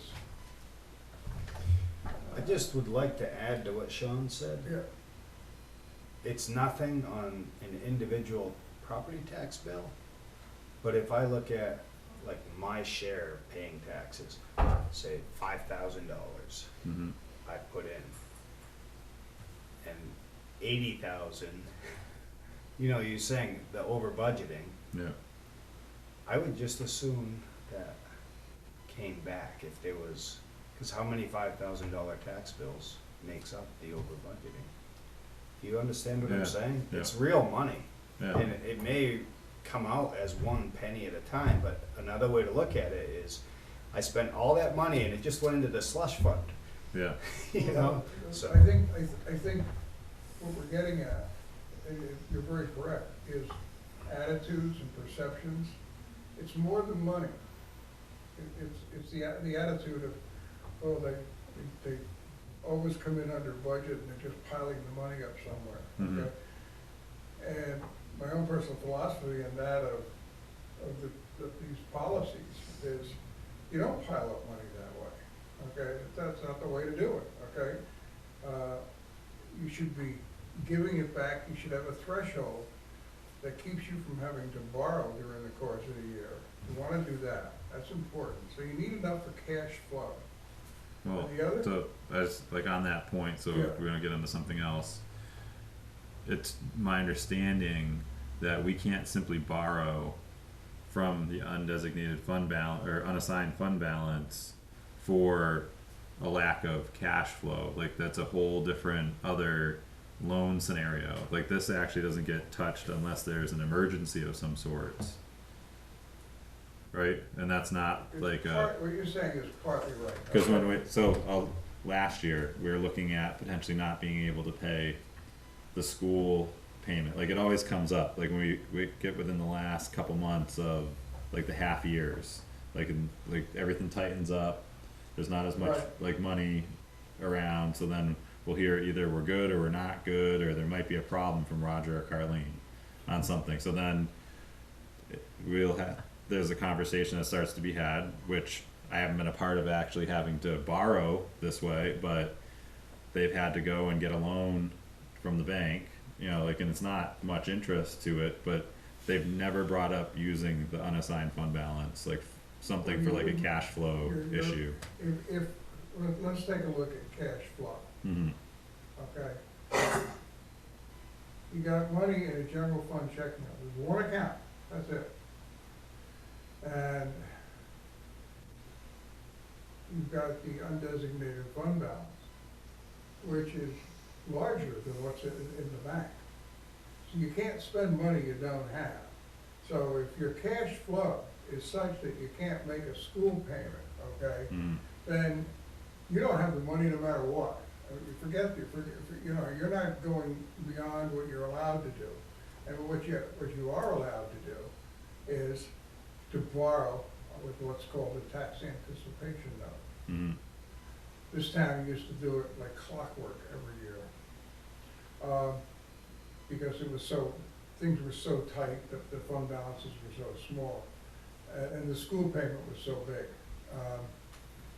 And so that becomes a problem. So you wanna have enough cash, so that you don't have to incur that expense. And sometimes the interest rate might be good, but setting up a loan might be a little pricey, and so you really you wanna have enough cash. Mm-hmm. So cash is a function of, to some degree, how much fund balance they have, but what percent of that fund balance is debt owed to me? I can't spend it. I can't spend money that's owed to me. So I'm asking, how much is that? Like, how much is debt of the, Well, you can look right up here yeah. of what, up in here, what hasn't been collected yet. The only thing that's distorted on here is our tax bills were due in January. So we're gonna have people who paid their taxes on time. Yeah. But I certainly would take a look at the tax liens, because that's old stuff. Yeah. Yeah. Okay. That's what's been sitting there. So I'd certainly take the tax liens off of it. Mm-hmm. Yeah. And this is something we would look at when we're setting the tax rate. I mean, and that's why I say this is an art form as much as it is a math drill. You have to look at all these moving pieces here. So, But let me So just for- finish the answer okay. to your question. Yeah. Because the other part of this is, can I spend the fund balance? The answer to the question is yes, even if I don't have an appropriation. How do I do that? I do that when I have an unforeseen emergency, okay? For example, during the ice storm, the town dipped into its fund balance significantly to pay for clearing of roads and things like that. Eventually, a lot of that was recovered from FEMA, mm-hmm. FEMA grant, okay? But, that was kind of drastic, okay? But you could have other problems. You could have some sort of problems like Peterborough had. They dipped into their fund balance. They lost $1 million+ and they still had to cover those payments, so they took it from the fund balance, okay? So they got permission to do it. Mm-hmm. So if you have a certain type of unforeseen problem, I guess it could be if the fire truck fell apart or something, I mean, some crazy thing happened. Or you had a building that was condemned and you had to do work on it, I've seen that happen. So you can get permission from the DRA to overexpend your budget by a fixed amount of money, provided you can show that when you set the tax rate for that year, it will not affect that tax rate. Well, it won't affect the tax rate because you're using the fund balance to pay for this. One could argue I could have used that same money to lower the tax rate, but you're not affecting the tax rate directly. Mm-hmm. So the answer to your question is, yes, you can do that. And when you're borrowing, you still can have a positive fund balance, but you have to borrow because you have cash flow problem, because you gotta pay, you're the bank, you're paying. Okay. I think the question was though, or if I'm trying to read between the lines here. Let's say we have a fund balance of $1 million, okay? And revenues fall short for a brief period of time. We expect to make them up, but we have $1 million in there and we have bills to pay and we don't have enough cash on hand from the previous revenues. Can we touch our fund balance to pay those bills on the anticipation of those tax revenues coming in You do it all the time. a month later? So, like, for the loader, Correct. But that was a different comment. That's a lease purchase. Yeah. but I'm just saying, if we were to pay, which hopefully we'll pay it off next year. So what do you mean the fund balance gets used all the time? It's not its own separate account. Because I look at it as separate. Okay, here's how it Yeah. happens, is we get, we have a fund balance, we start the year with a fund balance of $1 million. We send out our tax bills. Mhm. Month of January, February or so, people start paying their taxes. So that fund balance goes up, because it's the general fund. It doesn't work that way. Doesn't? No. Okay, excuse me. Okay. Fund balance is a moment in time. And it works this way. On December 31st, all accounts close. The budget is done. You haven't spent it, you lose it. And I don't think you can spend it just because it's there, so it's gone, okay? That is the end of your spending. Unless you've encumbered something in some way, shape, or form, which we have stuff that gets We encumbered. do that all the So time. December 31st is the only time you can measure your fund balance. That's why this is set for December 31st. You no longer have a budget, which is authority to spend in the accounting system. You're plugging that in on January 1, okay, the new budget.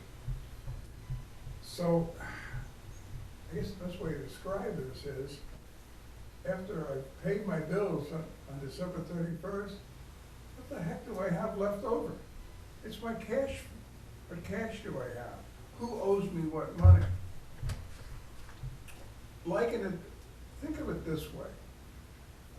I knew somebody who had a kind of a job. He was a painter, but he painted church interiors. And he would, he did like frescoes and things like, So the guy would go off for 2 or 3 months and make a ton of money. Then he didn't work for a while, okay? Think of it that way. I mean, it's the balance in your piggy bank, in your checking account. You're paying bills off of that, okay? So, it's not, the fund balance isn't something that I reach over here and dip into because my cash flow is bad. The fund balance is my cash flow. And I'm not explaining it very well, but So then why would we have to call or request permission to spend out of it? you don't. No, You spend out of it only for something you didn't budget. Oh, so there's nothing budgeted, so now we So- need right, so you have, I think, helicopter I service. think basically that fund balance is what we use to smooth out the revenue flow. Yeah. I mean, it's an accumulation of past revenue that's unspent. Okay, Right. does that make sense? Yes. Okay, so I got this money in the checking account. Typically, towns like us run a little short in May going toward June because we are spending money on our budget before we collect a single cent. Right.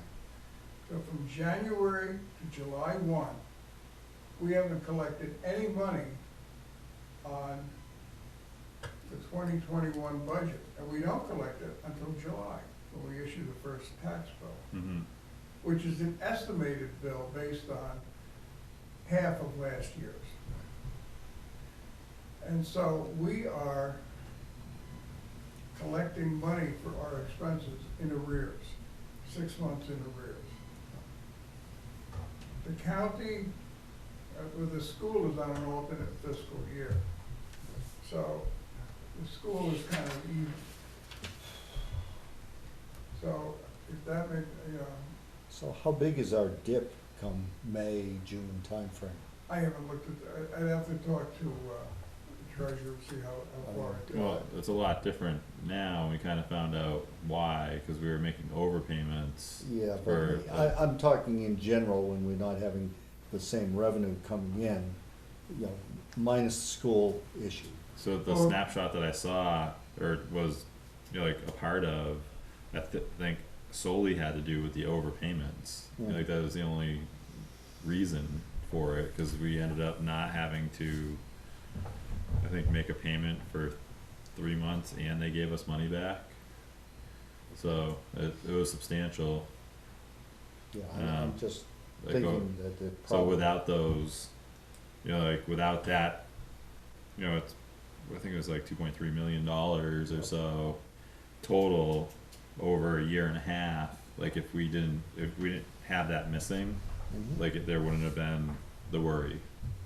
Cause everything cash flow wise, like I think everything's run well here with the town. Except for just the fund balance, the unassigned fund balance is something that I hear about all the time, and it makes sense to me. That's why I'm just like trying to focus on that one line and break out what is owed to us so that we can compare it to what the state recommends that we keep on hand, which is around like in between 5 and 15%, so 10% would be. 10% is a common item. Mhm. But then let me get into, Well, can I just finish this train Oh, of yeah. thought? okay, So we're about at 1.4 million for December 31st of last year, or whenever like the number was produced, and our total, what was it? Did I see 10 million on one of the sheets? Call it 11. It's right on 11. But that's including the school. Well, yeah, you have to kind of include the school because they could also have an emergency that we have to it's deal on with. the back of this one, this one here. This is the tax rate setting from last year, Mhm. Yeah. okay? And it's, current amount retained, last year we had 13.35%. But there's a little trap in this form I wanna show you. Oh. So it's already there. So right now we're at 13.35%, Right, and the maximum recommended is 17% from the state. but So we're not all- far off. All this whole thing is, this whole conversation is just us, the three of us at this table, picking the percent, like as a target, you know, having conversations about like how much we feel we should have as our fund balance, communicating that back to our community, and having the plan going forward. Like if we haven't hit the threshold, if you guys don't feel like we've hit the threshold yet, then we communicate that and say, look, this is where we're at. This information will be given to you every year, like it's available like for you to see, and this is the mark we're gonna look to hit. And then after that, any extra funds will be returned back to the taxpayers. Okay, one thing I wanna show you on the back of this form too.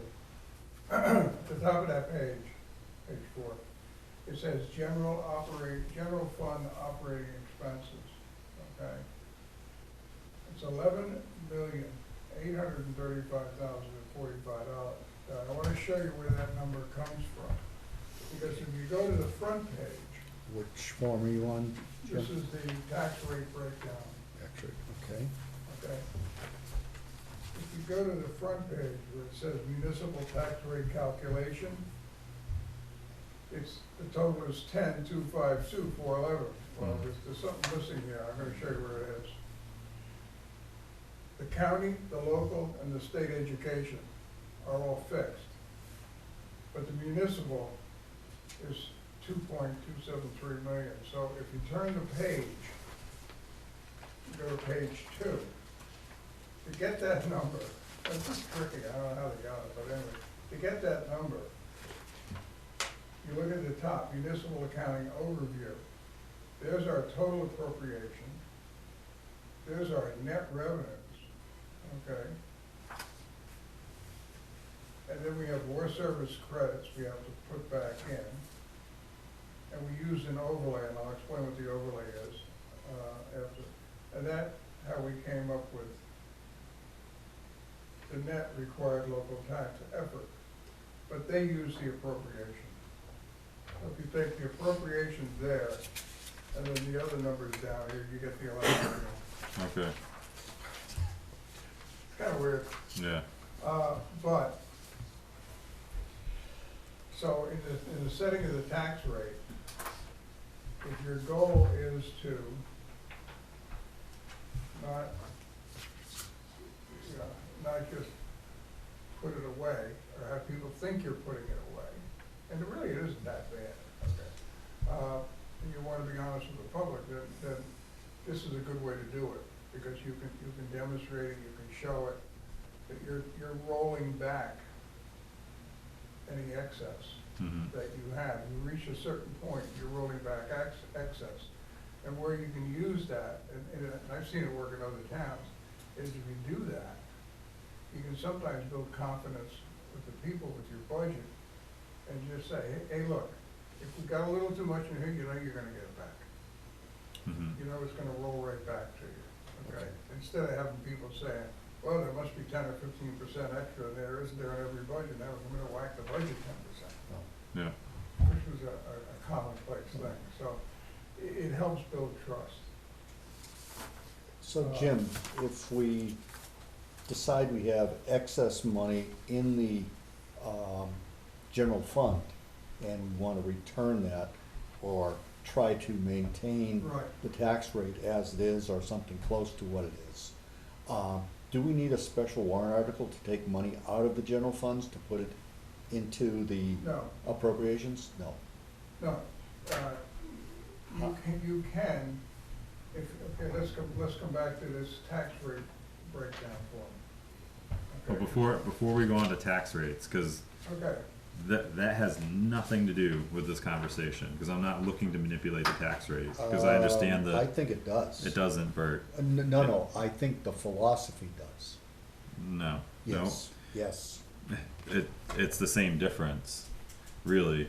And just like Jim kind of touched on, like the tax rate's gonna go up, like could go down, and when you've had problems is when there's enough of an outcry from the community that says, look we demand that our tax, like some of our tax dollars are returned to us, and then they'll go through and dump a whole bunch of it out just to like calm the masses. And that's manipulation of the tax rate, because then the next year it's going to jump up because you actually needed that money. What I'm talking about is giving back the little bits that are left over, and it's not an exact number, but for example, the 125,000 from last year's budget, which we had in excess. It's my understanding we couldn't return it in March, like right after 2020, like for the 2021 vote. You actually have to wait a whole year. So we're going to return 2020 money in the 2022 vote, right? Why is it that complicated? Well, because you can't, all these forms and all these things are already made, like ahead of January 1st. Like it's all based on December 31st numbers of 2020. And we have our vote, in, it's just over 2 months, Yeah. from that point. But what you just did is you just connected the fund balance to the tax rate, because the monies that you're talking about returning are in the general fund. Correct, but the money that I'm talking about returning, like getting in the habit of returning, is only gonna affect people. It's a small amount. It's what did you say, $500,000 it takes to move the tax rate by A dollar. $1. Yes. So if we return $125,000, that's a quarter, Yep. 25 cents. And that's what I'm talking about. Yeah, well, it's not like a is- big. We're not talking big amounts, but Mhm. what we're trying to do, at least in my thought process here, is we want to establish a fund balance that protects the town adequately from emergencies Mhm. and can be drawn upon in case we have a dip in the tax revenue. But we want to also have a smooth tug on the tax rate such that it doesn't go up or down significantly. And 25 cents is very reasonable to move it down or move it up or something. I would assume a swing of $1 would be just about reasonable. But So people where- will know why it's happening exactly. Well, we can and tell what's- them why it's happening. I know, but there's no routine. But, you know, what Yeah. we're trying to do is we don't know how much extra we'll have over, or at the end of a year. And what we should be doing is saying, okay, we want to maintain this, the, fund balance at roughly 10%, give or take.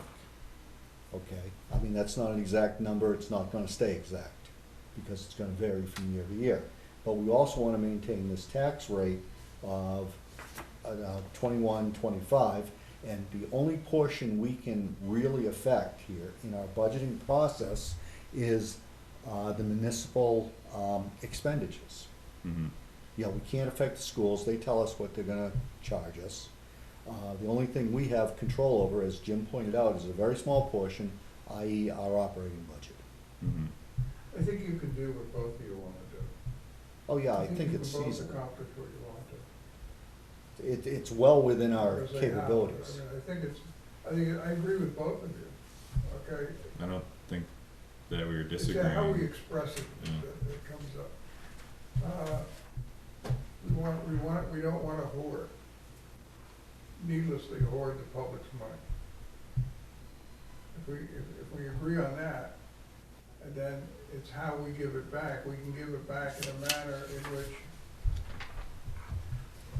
it's obvious we're not hoarding the money, but give or take a couple of pesos, we can make the tax rate, make people feel good. One time when I was doing the tax rate for another town, we played around with the numbers, we got this thing down 3 cents, so we went from like $3 and something, or $4 and something to 3 something on the tax rate. People loved it. We only went down a few cents. I mean, but the idea was we weren't hoarding the money, we're giving it back, and we gave a little extra back because it made it look better at the bottom line.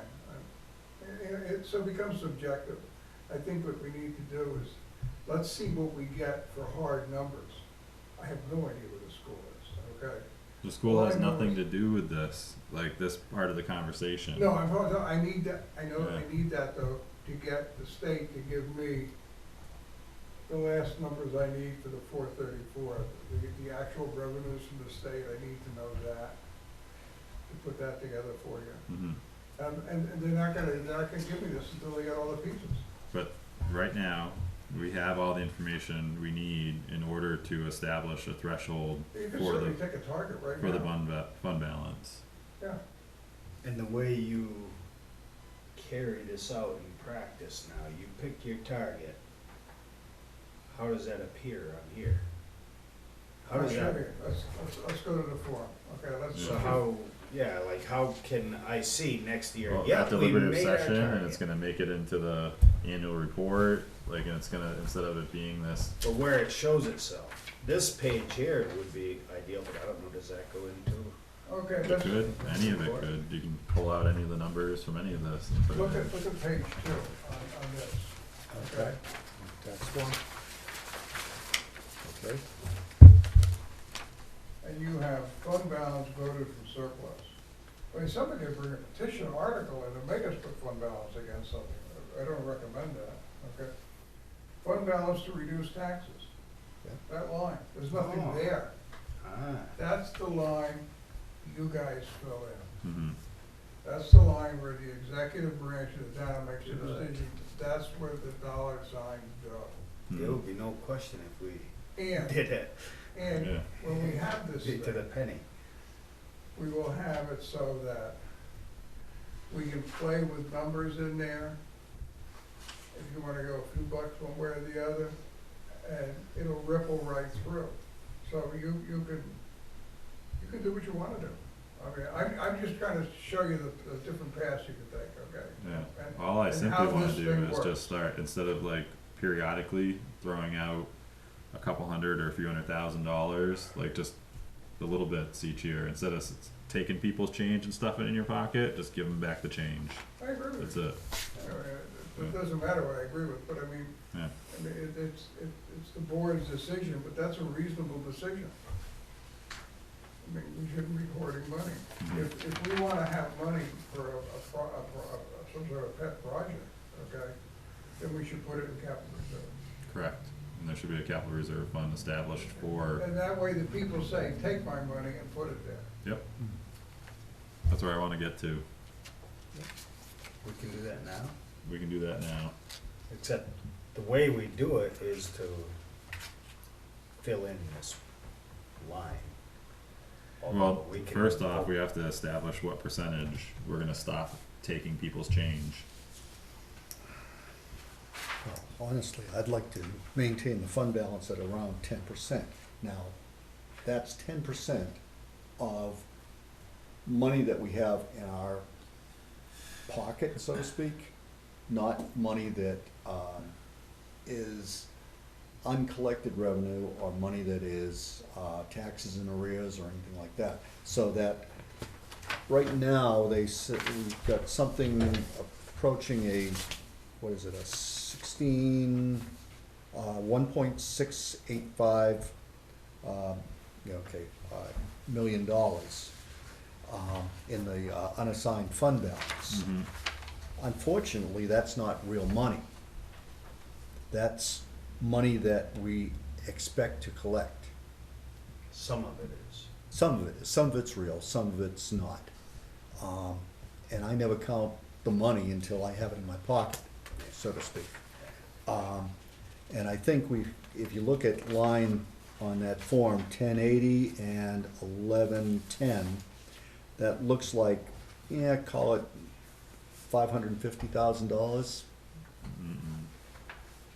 Man, I don't know if it's Which that one? much. Well, that's, if you look at lines 1080 and 1110, and add the two together, you got quite a bit more than the undesignated fund balance. Right, well, I was looking at the Oh, the starting balance.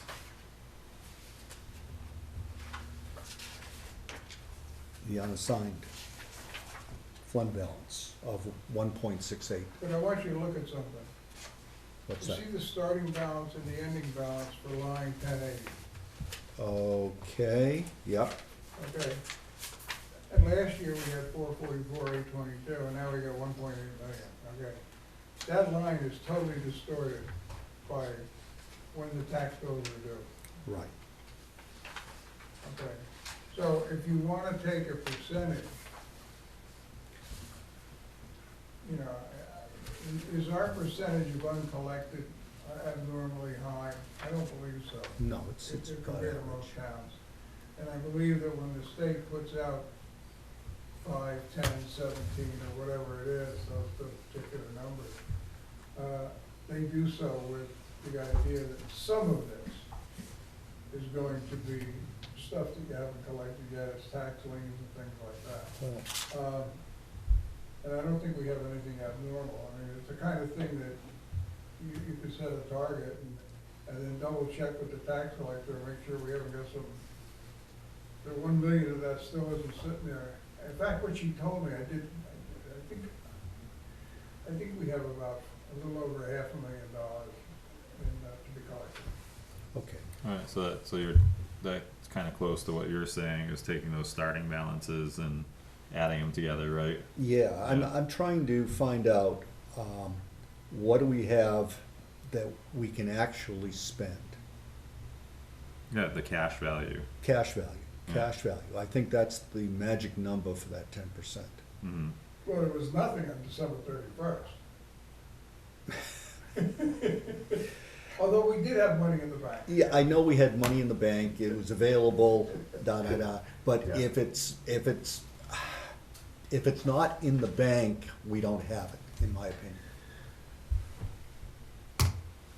You know, it's, and that's the number I'm trying to reach at, to get that, to say, okay, is that 10% of our,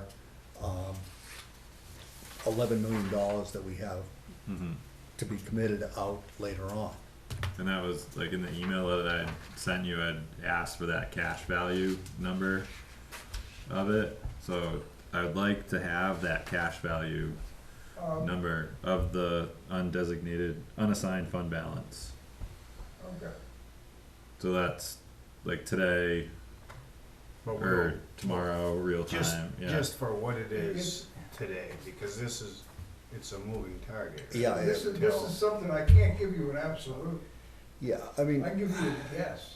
So I say can you move it come down to in with zero. within a couple If- hundred if it's thousand this- dollars? How can there be $2 million of money that there's just, you can't nail down like what it is? Like, I'm not understanding it, cause it's actual tax dollars I that can were give you- over budgeted and accumulated over time.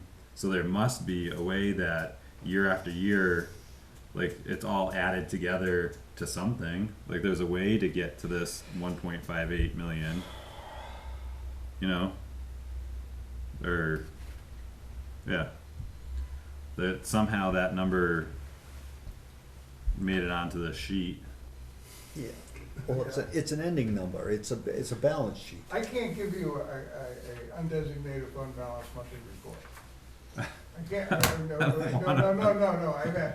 I want to be able to make an informed decision, Jim, and there has to be something. There just has to be, out of all these sheets, we can't get down to like the nitty gritty of what the cash value is and establish a cash value of it because I can because establish- every year we yeah. add money to it. We can't establish that No. because we add money to it every year. I'm not trying to give you a hard time. I'm not understanding. And I'm I wanna frustrated. give you back because what I'm- you I'm want, back. what you want, but I wanna be accurate. Like a in year and a doing half it. into this like effort of trying to understand this. Sean, think of it as a barrel. And we have a spigot on top of the barrel, which is the revenues coming in. And we have a little spigot at the bottom of the barrel, which is expenditures going out. And both are running simultaneously. And the best he can give you is, at this moment, that barrel is half full, or that barrel is a quarter full, or that barrel is 3/4 full. He cannot say 10 minutes from now how full or how empty that barrel is gonna be. All right, we'll play this game. We'll play the game. I'm not trying to play This games. fucking nor'easter turns into a snowstorm tonight. Tonight, right? 18 feet of snow. We have to pay to have it removed, but we have no cash on paper. We have, 1.6 million. What's missing here, which would probably help you, is a cash flow from the treasurer. What's the actual cash that we have on hand, okay? No, just of the fund balance. That's it. Like that one thing. There has to be cash to back it up because it's cash that has been taken in and collected and pooled. You know what I mean? Like, I'm not. So will you have the The way the- non-spendable fund balance, you the have way the to look committed at- fund balance and the uncollected taxes? Wouldn't that give you your answer? Isn't that something that you can just grab? and I would say- think. But that's what I'm trying to get down to. As of December 31st last year, I have 1,685,111 in unassigned fund balance, right? Okay? And in 2020, it was 1.5. Yeah, 1,580,553. Now, So at that's about that moment, $100,000. at that moment in time, I would have to go up to the top and look at the receivables. And I'd have to take out all the receivables. And so, I have more receivables than I have undesignated fund balance. So in other words, That you're, doesn't mean I have that today, right, okay? But I can't measure it today, okay? Because I can't cut the system, can't cut the system off, okay? I'm not explaining it well, but I have to go to the end of the budget to make this determination. So in using judgment as to what you can give back, okay? Certainly you know how much more you have in fund balance you did the year before, and if that's your target, that you can make your target. But I don't wanna do that Wait, and not factor in that there's like, we're forced to add in what the receivables is, like from like that we're not collecting, like that we haven't collected yet. That's why it's Right. very But we important need to to see what establish we need- a we cash balance of this, not the total, like with the receivables and cash together, like all mixed into one pot, but just the actual cash balance. Does that make sense? Cause it's not smart to say, alright, we're gonna cap it off at $1 million, but then there's actually 1.2 million that's owed to us. And then it looks like we're gonna give back $200,000 of money that we've never even collected yet. Look at it this way, let's take the two lines up here, the 1.83 hour, the 132,000. We add those together, Mhm. and then we take out, I don't know, I think it's 508,000, something like that, that's still owed. That gets us in the ballpark of, because most of that 1.830 million has been paid. It's been paid. I can measure this at moments in time. The other place I have to go is I have to look at the tax collector, and she has a form, an MS 61, I didn't print it, but that was turned in for tax rate setting also. They also look at her MS 61. And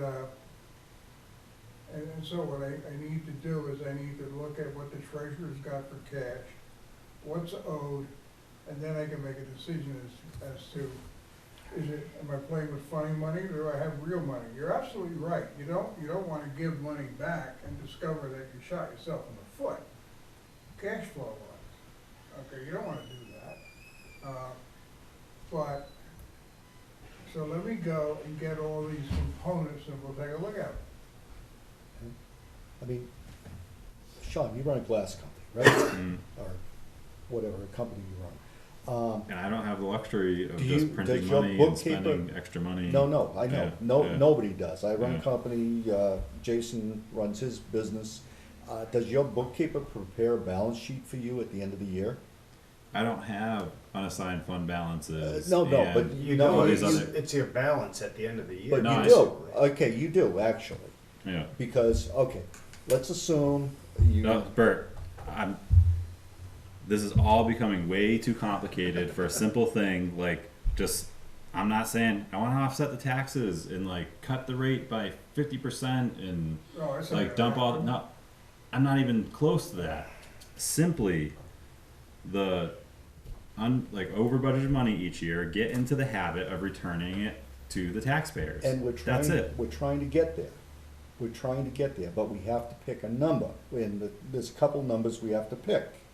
One, we have to decide what the percentage is that we want to maintain in our fund balance. And do we want to base that on our cash balance, or do we want to base it on the unassigned fund balance? Mhm. Okay, those are two very different numbers. Number two, the cash balance at any one time is a moving number.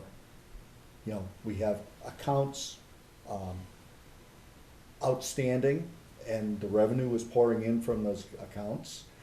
We have accounts that are expenditures, and the money's pouring out of those accounts. And that number keeps moving. Now, we don't have anything very definite, but we can make an estimate as to our target. Mm-hmm. And that's where I'm trying to get to, is we can use this information to estimate what our actual cash value is. It won't give us an exact number down to the penny, it won't give us it probably won't even be within $100,000. Mm-hmm. But, you know, we can say, okay, based on these numbers, we probably have cash value in the bank of about $1.2 million, 1.1, 1.2. Now, based on what our tax commitments are over the course of the year, we said, okay, it's about $11-12 million. Okay, we're trying to seek a number of around 10% from our previous discussions. We may be just about right on target. Now, the money that is over budgeted for the course of the year, and we know that there usually is a little bit left over, Mm-hmm. you know, say $100,000 left over. We can try to give back every year, but we don't know what that number's gonna be. We can look at last year, how much was left over, and we can use that as our guesstimate for what we wanna pull out of this, out of our unassigned fund balance. And Well, it's not a guesstimate, it's an actual number. there is no actual number. I keep The saying it's actual over it's budgeted amount. moving. If I could, I think what you said earlier, you're saying we're working from 2 years ago. Yeah. Let's take that hard number of 10% over or whatever that, and give that back. We're not looking at today's number. No, this is all based off of This is things off that of- have already happened. It's history. And take that and do that every year. Correct. That's what, Because and it'd be the over budgeting of the 2020 amount, like whatever is left over, which I believe is in between $100,000 and $125,000. If that's where it stayed, I'm not sure, but that's where it was at. And then returning that money, and then say this year, 85,000. Following year, return that, because we're at our threshold of where we feel the fund balance should be in order to operate. Yep. And, you know, and I'm thinking, we should be looking at about a number of around 10%, and we should be looking at our total budget, which is about $12 million. So we should have $1.2 million of unencumbered or cash funds available. But those funds, like, And then so anything this is over where, this that is where, goes back so to the we're all good tax to this point, Yep. except for trying to find out if that's actual cash available or if it's money that's like owed to the town. It's a mix. So I was just trying to make an intelligent decision so that if we say, oh, 13.35%, we're already there, you know, so let's just like set that as our benchmark, tell people we're not gonna be taking any more money, and then Yep. start returning money on this year's warrant. Yeah, I mean. But I don't know, and from what I'm feeling and where my aggravation comes is that there is no actual cash. You know, like depending on, like I thought that this money sat aside, just sat in its own account. No, it's working. Let me try to explain it one more time, okay? No, you don't have to explain it. It's just Yeah. the perception, and the perception to the voters is that this money doesn't get used. You know, like it's something that it's like you put it in a savings account. It's more of a savings account. It's not the operating checking account. Think of For this as something. your operating checking account, okay? It's working capital. It's your working checking account, okay? So that's frustrating on a whole nother level. but that it's it very isn't just similar, very put similar to a household side. or a business. But Correct. if we took the entire undesignated fund balance and threw it in another account, we'd be borrowing money to pay bills. I mean, this accounting system is, for local towns, is different than a business accounting system. It's called a modified accrual accounting system. And the only time that you can accurately measure where you are is when you close the books on all your expense accounts and revenue accounts. And at that moment in time, that nanosecond, you get a snapshot. And then you start up all over again, okay? And yes, you're right. You can look at what is,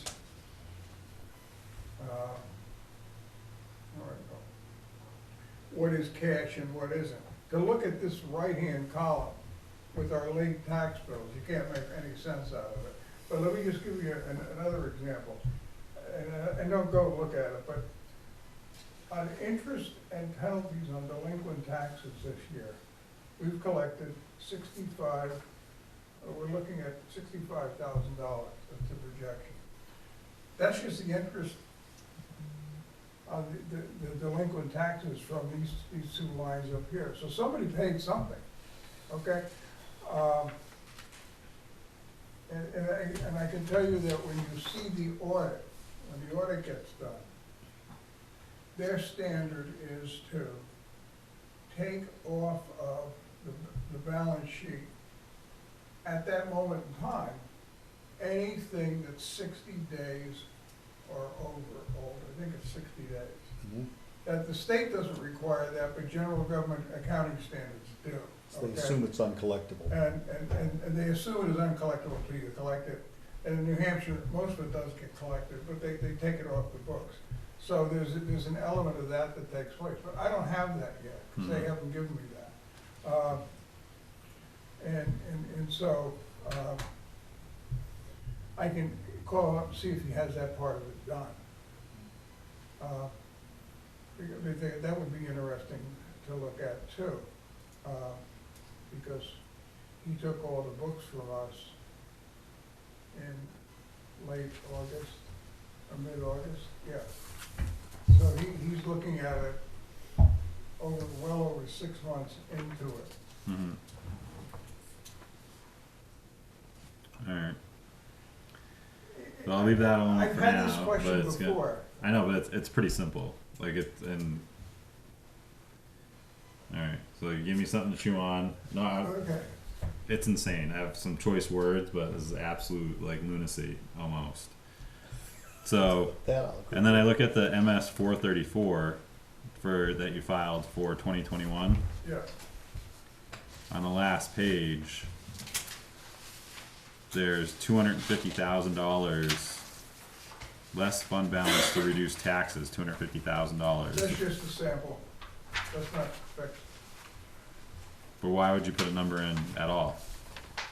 It gives you an example of what could And happen. to give an example, that's all. Okay. What I was trying to do is compare with how much might be used and where it would give me a total revenue and credit.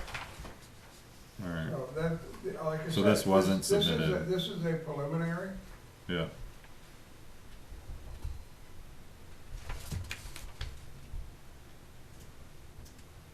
Alright. I guess a part of it too is that we weren't able to go through this last year for like many reasons, I guess. I mean, I came in here a Yeah. while back and asked about fund balance, and I was told that we have a tremendous fund balance because this was a number of years ago, because it was a percentage of the town budget, not the whole budget. No, it's the whole budget. The whole budget includes everything you collect for, Mm-hmm. okay? You know, I understand your frustration, because people have asked the same question. Well, why, I mean, somebody once asked me they wanted a fund balance every month. And I mean, one could probably create some mathematical model, but it would be insane because you don't know where you are in the current year. Because you'd have to have the current year. Okay, am I under on my spending so far? But my spending isn't linear. It isn't 1/12 of each budget throughout. Some of them are Parks and Rec is much bigger in the summer than it is in the January. So, and I guess this is where, like, you keep going back to the total pool of money, like our operating budget. But when we talk about fund balance, to me, is the excess money that we've But it's just collected a- and not returned. It's just And a it just- line item. It pools up, it just keeps on growing, because we never give it back until, like I said, I think a few years ago, they gave $300,000 back. I remember Greenville, when we first moved down here, there was something big that went on in Greenville, like they had, the tax rate dipped and then it spiked the next year because of, I'm assuming something like this, like They had road giving a blow. chunk back or something like that, but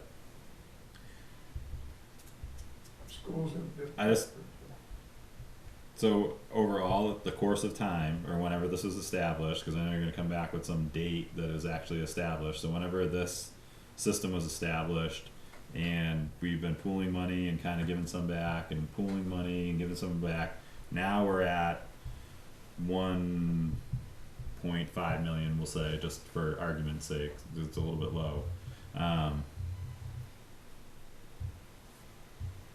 That was all like dollars that were kept through time, right? Like actual tangible dollars, Yeah. like taxpayer Yeah. dollars that were You're kept, you're, and don't actually get set aside. They're just fully in the mix of everything. So there is no true savings account for the town. Like, and we're just hoping that a disaster doesn't hit in May or June. You know, unless we'd have to borrow money, even though everybody's assuming that there's cash that's being put aside.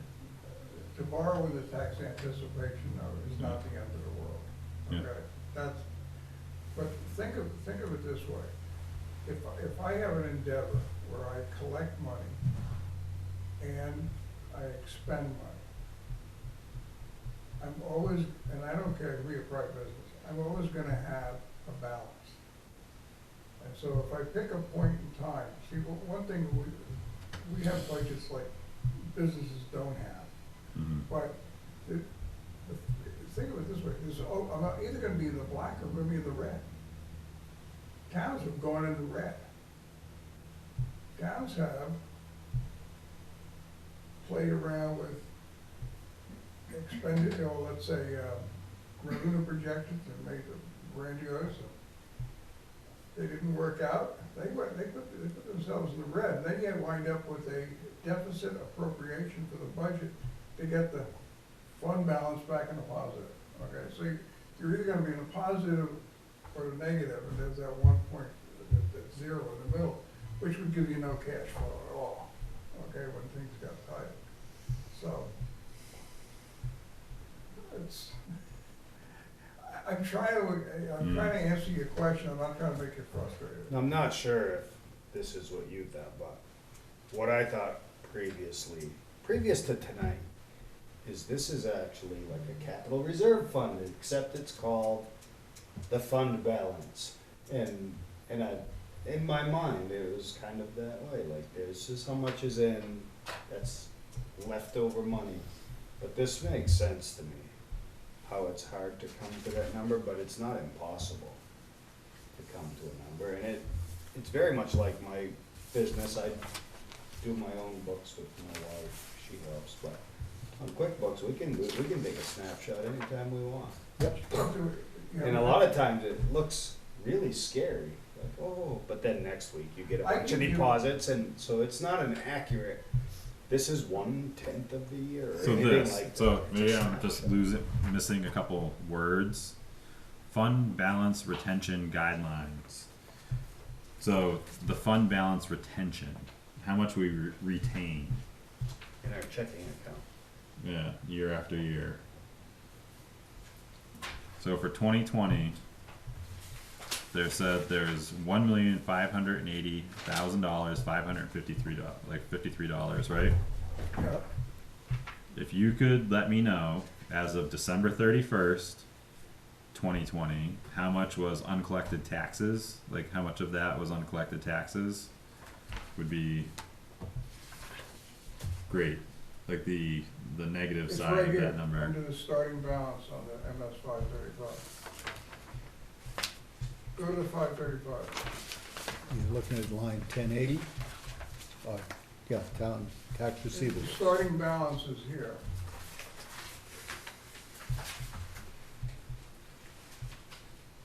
Okay, so that's where we're at. Like whenever this was printed, or whenever this was reported, right? Yeah, The 535. this is ordered at, the 535 is ordered at. Okay.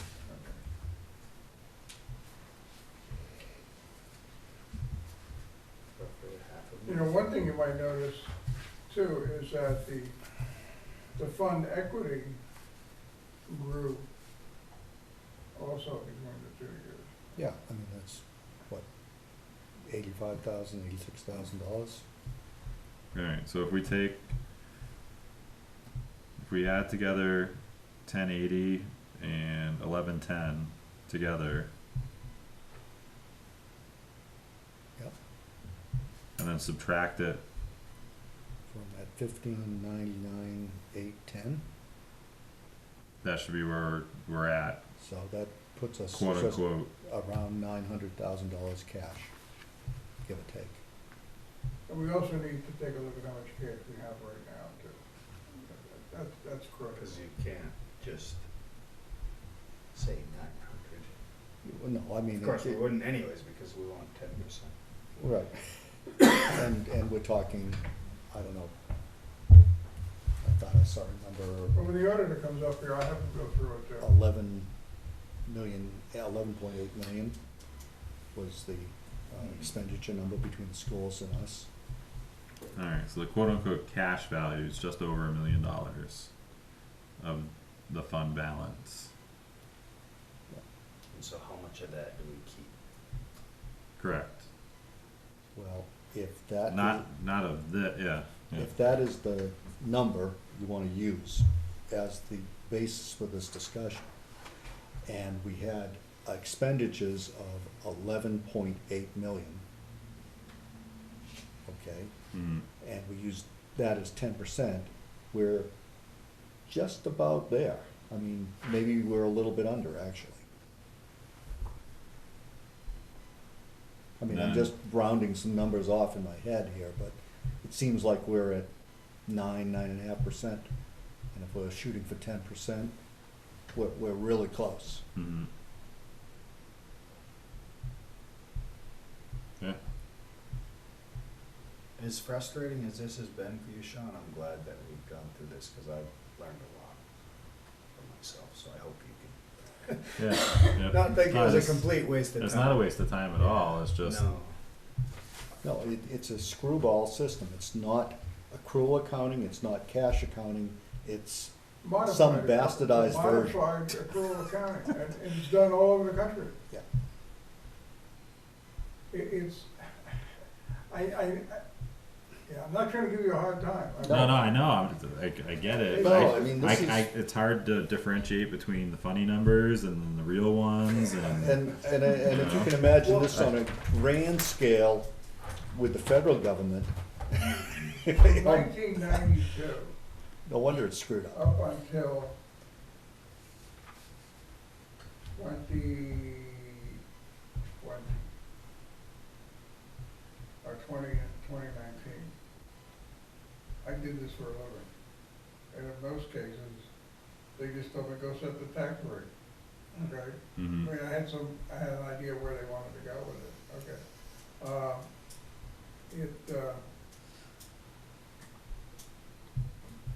It's not as scary, the money isn't funny money, but you're absolutely right. You have to take into account, and I even wrote it down here in a little synopsis I had. You gotta take into account how much is owed you. I mean, you can't ignore it, okay? Because you can have a huge fund balance and the whole town hasn't paid their taxes, Yeah, okay? but it's a So third, you have it's a to- third you of have- what we're talking about. Yep. Right. But when they set the guidelines, the DRA, when they set guidelines, I mean, those probably would take into account that there'll be some uncollected. Mhm. but they don't give a percentage of what's uncollected. I mean, they don't give a recommendation. And, you know, basically, we probably have a little over 500,000 uncollected right now. Yeah. Is that 1080 line, is that really high because the tax bills went out? What's that? That line 1080, is that really high because the tax bills went out so late last year? Oh, yeah. Yeah, So yeah, people just it's probably pay it. artificial. People paid on time, but they didn't pay, but this is December 31st. Right, so it didn't make it, Yeah. payments didn't make it here. Yeah, I mean, it's a moving target. In a really modified is. accrual system, You can't pin it down exact. Well, you can when you talk about like a cash value of it, You because can- people you- are giving us, like they give us a real, like their real hard-earned working dollar, and then it comes into like this system and it just evaporates into. Sorry. It doesn't evaporate. Like, It does. if I could find it, I'd let you know. No, but- it's not like a shell game. No, no, no. Which one has the No, peanut under it? any Yeah. balance sheet is simply a moment in time. That's all it is. In a modified accrual system, you take your revenue when you've earned it, which is when you bill it. So when those tax bills go out, we take revenue at that moment in time, and then we place it, we show it as revenue, and we show it as a receivable. Mhm. And then as the cash comes in, it goes to the cash account and goes against the receivable account. So that's how that bookkeeping works, Right. okay? And quite frankly, when we start a budget, all those numbers we posted against it. Those are targets. That's what we're gonna raise taxes for. We raise taxes on what we approved at town meeting. Even if we know that some big project came in at half the price. That's the way it's gonna be. And again, playing around with fund balance is a way to solve that if you have that weird scenario. We don't have it, but I mean, and so, until you get rid of those expenses, you don't know what's left over. Yeah. And that's why on December 31st, when you close the books, and this accounting system has 12 periods, one for each month, it's got a period 14 closing. Right. That's where everything drops down, and here you go. You got what you, and then you see that moves over and becomes a starting for January 1. Yeah. Mhm. Jim, a point or a question more. We don't set the final budget until second week of January, is it? Do our voting and final adjustments? Is that true? Your budget really isn't set until town meeting. No, but I'm saying, when we create Yeah, it's our out- out- recommended it's budget. well out, it's out in January, yeah. When we do our recommended Right. budget. So we will still have a couple of weeks to tweak our final budget based on the ending numbers for this year. So if there's a couple lines we need to tweak somewhere in the middle there, we will have that ability. Because you should be able to produce a balance sheet the end of This is December. what wasn't being done. I can produce a balance sheet right now off of the accounting system. Right, If I go to the end of a fiscal year, okay, I can produce that very quickly with a couple of keystrokes because of how we set up the accounts and how we're doing. that's what I'm trying to get at, Sean, is we can set up our budget, get most of the numbers worked into place, but come December 31st, we can get our actual, how the expenditures worked out, and tweak our budget or our recommended budget, that we can go to town You'll see meeting. you'll see your financial health. Right. Basically, what we have to do is we have to make sure we got all the bills paid, from December and November, got them all paid by the first week or so of January. Okay, so, and then we, in December, we'll go through, and if there's something that can be encumbered, it will be encumbered. Right. Okay, and so we'll get to see all that.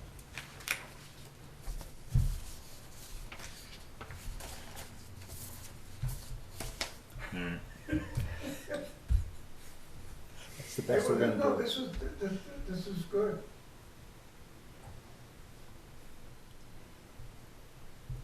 So you say that other towns have this fund balance policy, Yeah. and how do they go about it? They go about it in this manner here, where they're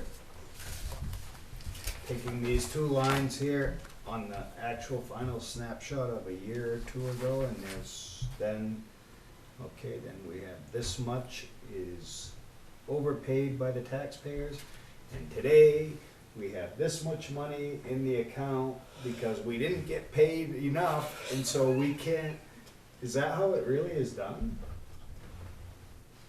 With these other towns, I'm just curious, you said it's good to have a fund balance policy. I think it's good to have a target, it's good to have a policy. The policy, a policy that looks at a percentage is an easy policy to follow. But every time you do it, you look at other factors around it to make sure that it's workable. You can't just blindly go do it, okay? You gotta make sure everything else is good, but And I don't say that it's meaningless, it has a few more steps than I would have thought, is all that I see.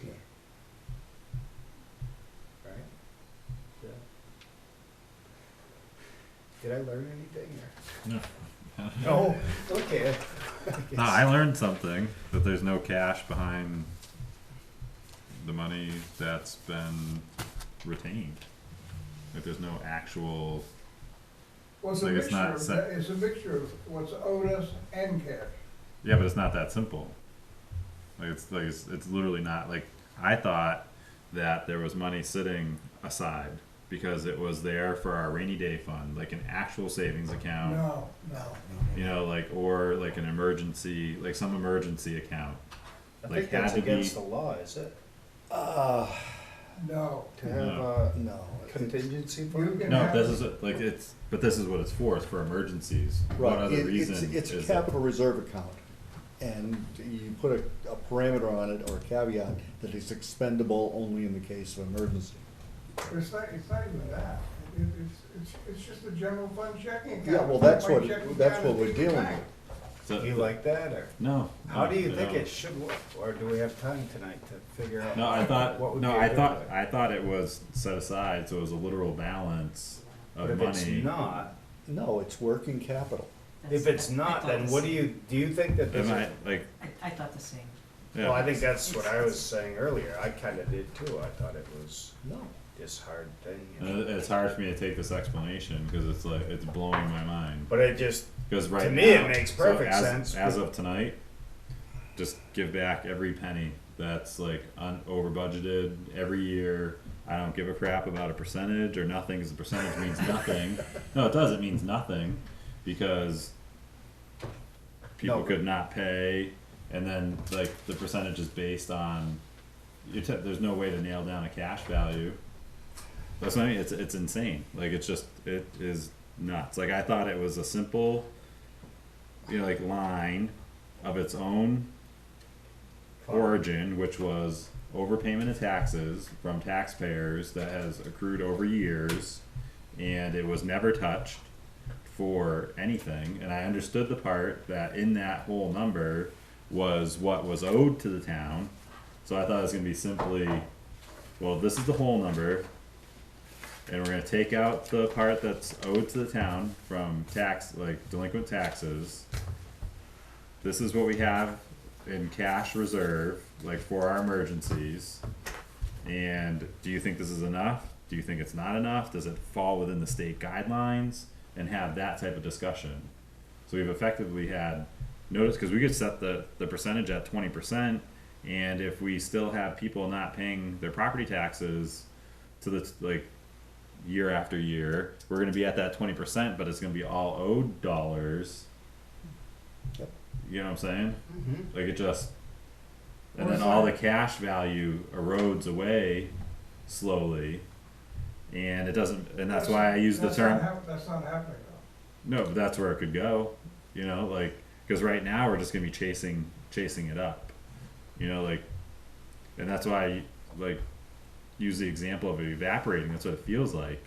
Like there's $100,000 that evaporated into this. Like it's not real money anymore. So- Like there's so- nothing tangible behind I it. got a question for you. Yeah. So you thought that the town's undesignated fund balance Hmm. was sitting somewhere in an account? Correct. Okay. For emergency uses only. And Sue You agrees. didn't I think it think. was- You didn't think it was part of the general fund's checking account? You thought it was separate? Yeah, like it was a Christmas club and we got a checking account. No, it's not a Christmas Yeah. account. Okay. No, but that's the perception of like other people that have sat in these seats and they get this no answer or runaround answer about it, but it seems pretty literal and simple just to give back the change each year, especially. And that's a perfectly valid goal. I mean, there's nothing invalid about saying we've reached a level that's okay, okay? What's the okay level? That's what I'm Let's trying say, to let's get say, to. let's say if we're sitting at a level of 10%, which we know we are, okay, over 10%, right? Not really though. Okay, you could give back what you spent extra on a particular year, provided you didn't go in a hole that year. But what percentage of that is not really money sitting in an account because it's unpaid taxes, right? Is Mhm. that what The you're amount- doing? The amount of unpaid taxes So that we we failed figured to that was about collect $500,000 right is now. minimal. From Probably last less than year. 5%. So, And we have an allowance for uncollectible taxes. Okay, so in the end, most of these unpaid taxes get collected. Mhm. I mean, yeah, there might be a mobile home that the roof is falling in on, okay, over in the park, that, you know, best thing you can do is just sign it off and let them haul it away. But, you know, on most any decent property, you're gonna collect the taxes in the end. Taxes are always due and payable, it's one of those awful things in life. But, okay, so I didn't realize that that's how it was perceived here, that this was somewhere there was a separate account. Because nobody has a separate account for that. We're no different than any other town. So the questions you have would be the same if you were sitting in a shower in a temple or a job. see, I remember last year sitting in that chair and hearing them say, you can only spend from the fund balance if you get authorization from the DRA. That's I right. remember them saying that But it's not specifically, correct. and it's not even No. true. What it No. is if you don't have an item in your budget, You can't spend the. now you need authorization from the Right. DRA to say, hey, Right. we have a new helicopter fee because Jim Right. demands a helicopter. Right, And so now we don't have anywhere in our budget to put this. It's crazy how you can So- think this is like, you got more money, available over time than you have planned expenses, Mhm. okay? If you have an unplanned expense that is truly unforeseen and needs to be fixed right away, it's not something you can wait for town meeting for, it becomes a real problem. You can get permission to overexpend your budget that's by what a it certain is. amount, okay? You put in for it. I've done that in places. And it works very well. But the money comes out of the undesignated fund balance. Which, if we stopped calling it that and just say the checkbook balance, then it would make a whole lot more sense to It everybody. might, but It really would. If you did that at the annual meeting, I mean, at the general deliberative, We have this and much said, money this is left our in the checkbook account. balance, Yeah. a snapshot from 2020. it's. I think that would, people would understand But it's that. not your checkbook balance. Ah, Your checkbook balance is the cash in the checkbook, that's true, okay? that's true. If you're running a business If you sell a business and you have accounts receivable, you factor that into the value of the business and the sale of the business.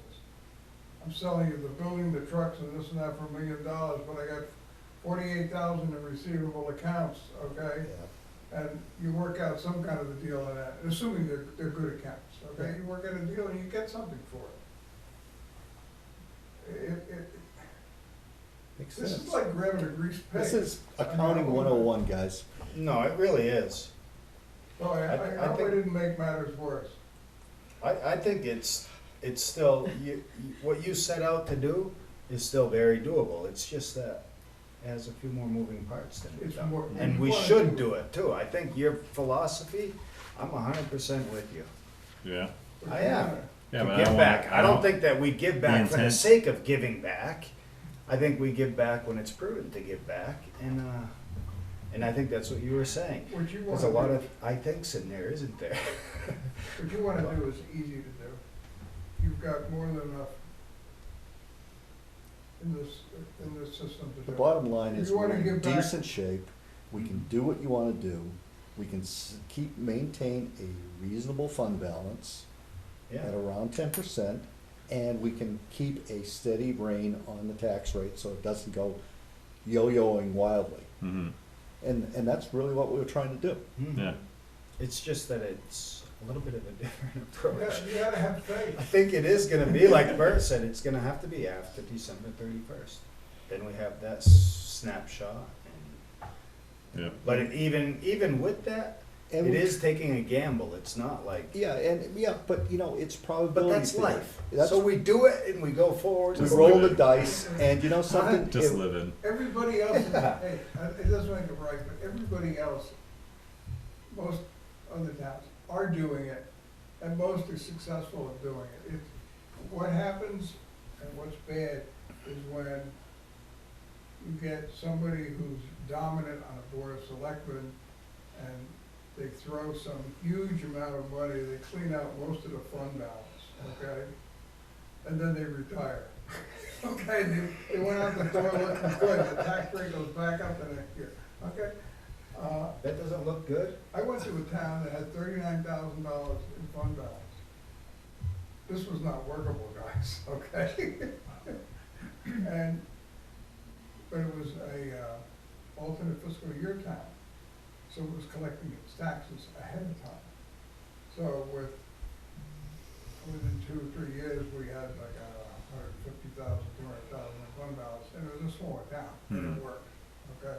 So the 10% guideline didn't work out because you were getting your tax money for the town before you started spending. Yeah. So that worked.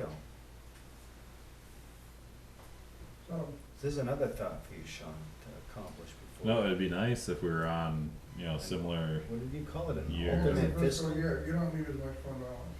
An alternate fiscal year. July 1 to June 30th.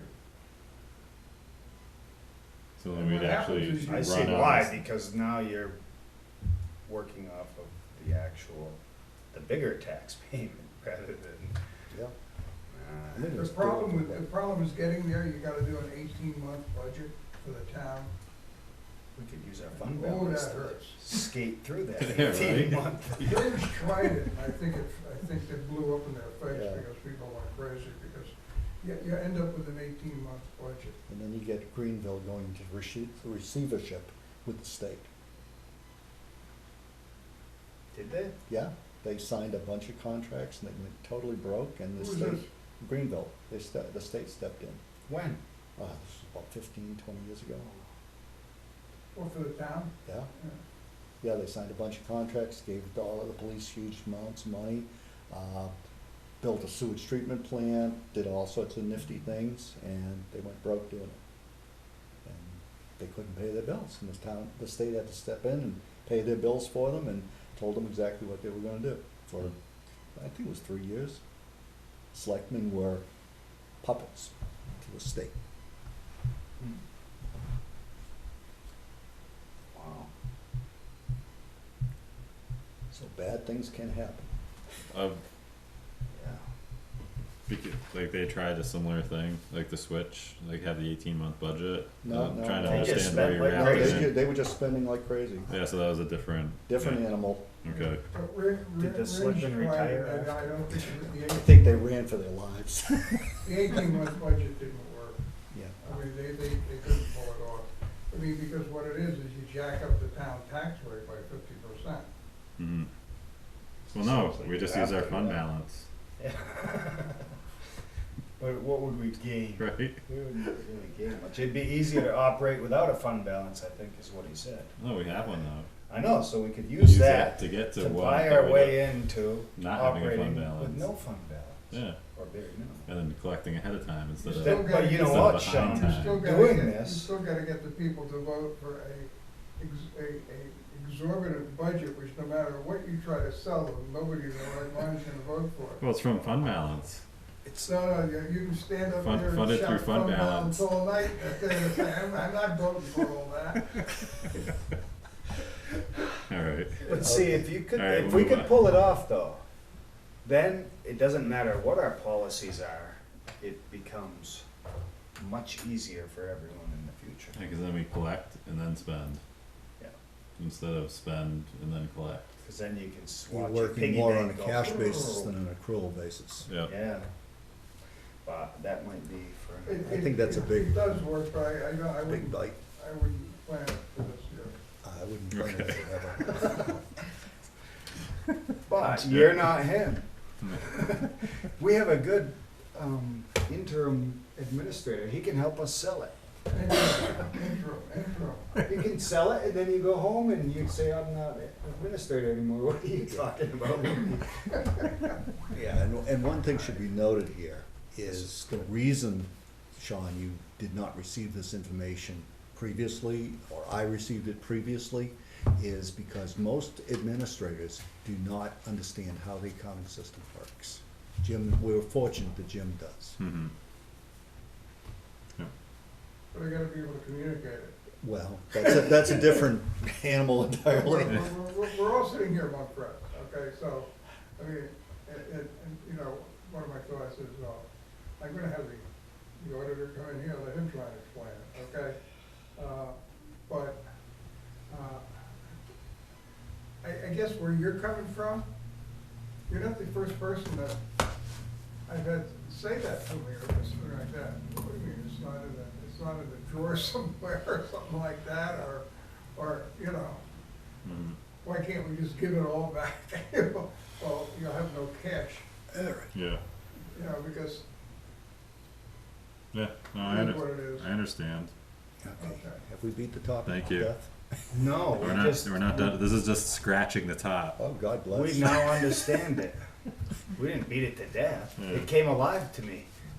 Your life is complete. Well, did I get far enough to say that the board is interested in having a policy? Yes. Okay. That was my goal. Yep. Because it's, I don't make the policy, you make the policy.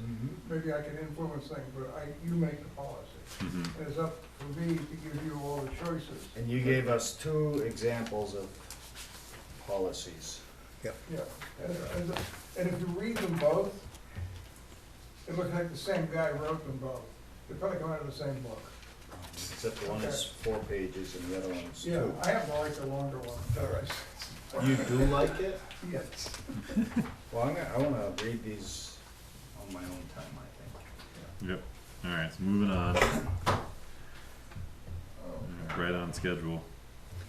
are we? Yeah. She disagrees. Yeah. Eastern Standard Time.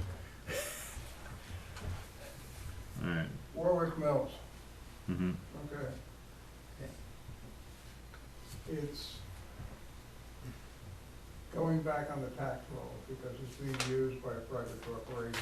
It'll be on the tax rolls next year for April 1st. Okay. All right. Okay.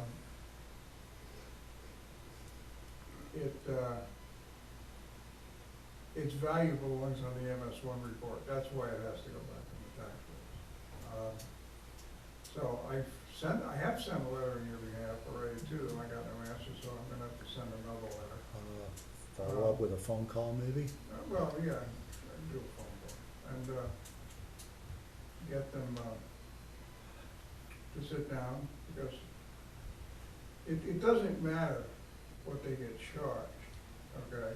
I mean, if the town just said, all we wanna get for it is the money that would be for taxes, you can do that, I mean, you have the power to do that. Mhm. My understanding is that the leases are for 1 year renewable, because you can only do a 1-year lease without getting town meeting involved.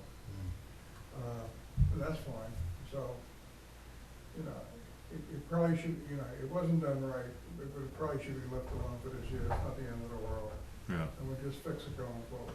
Okay.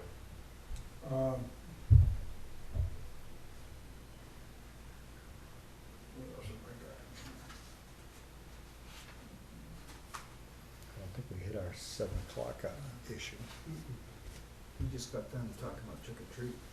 Okay, here's something I wanted to mention.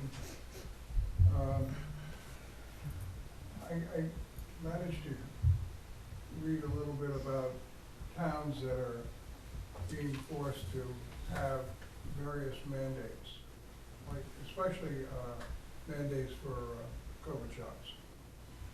And I just want to read one little piece that came from, it's based on the comments by Matt Upton, who has been our attorney, but writing to another town, and this was to Hanover. And it says, I recall NHMA provided us with legal interpretation regarding whether New Hampshire municipalities can legally require vaccination as a New Hampshire municipality. And suffice it to say, the jury is out on this case.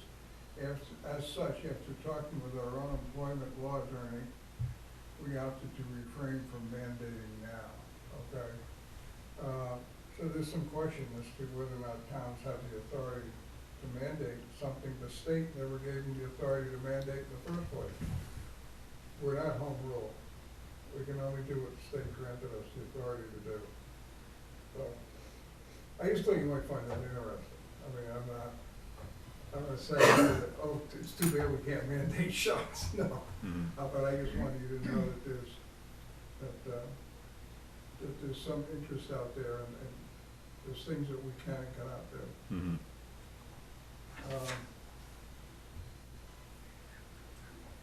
And did you, or if you didn't, I'll send it on to you. Did you get anything from the planning board about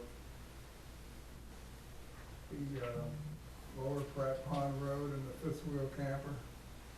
Well, I did because I was at the meeting, but You were at the meeting, so and actually Dee had called me just before I was coming in to this meeting, and she asked if we could discuss it in non-public. you wanna do that? Yeah. Okay, Mhm. I'll pull that out. Okay, and the other thing I wanted to talk about was, policy for 2 full-time employees. But I think we need to fine tune it a little bit so we know exactly what we're doing, Mhm. and, you wanna do that in non-public? I don't know that it I needs, don't think you have to. I don't They're think not it mentioning needs names. non-public. Yeah. I think we could do it. So if you did it in non-public, you'd have to come out and say, okay, this is what we're doing. Yeah. No, I think we can do it Right. as long as we don't mention names, salaries, or anything like Right. that. Here's, and this, I need this for putting together the selectmen's budget, okay, Mhm. so I need this kind of stuff. In talking to Roger about the, retirement system, and I may have my numbers a little bit off, but I'm close. The town pays either 11 or 14% or some big number of the employee's salary to the system. The employee pays 7%. That's my understanding, and I'm gonna double check it again, but everything I've checked says this is it. If they work 36 hours a week or more on a regular basis, then they have to be in the system. we're gonna have the system at all, Mhm. okay? So, I look at that, and I find out that it's 20 years to get vested.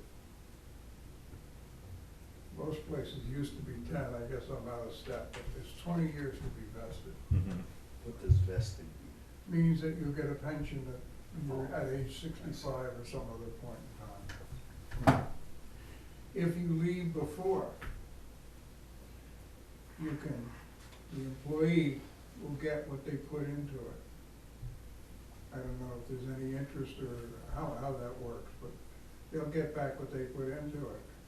Guess who doesn't get back what was put into it? The town. So, it seems to me that, and I've had conversations with the two people, that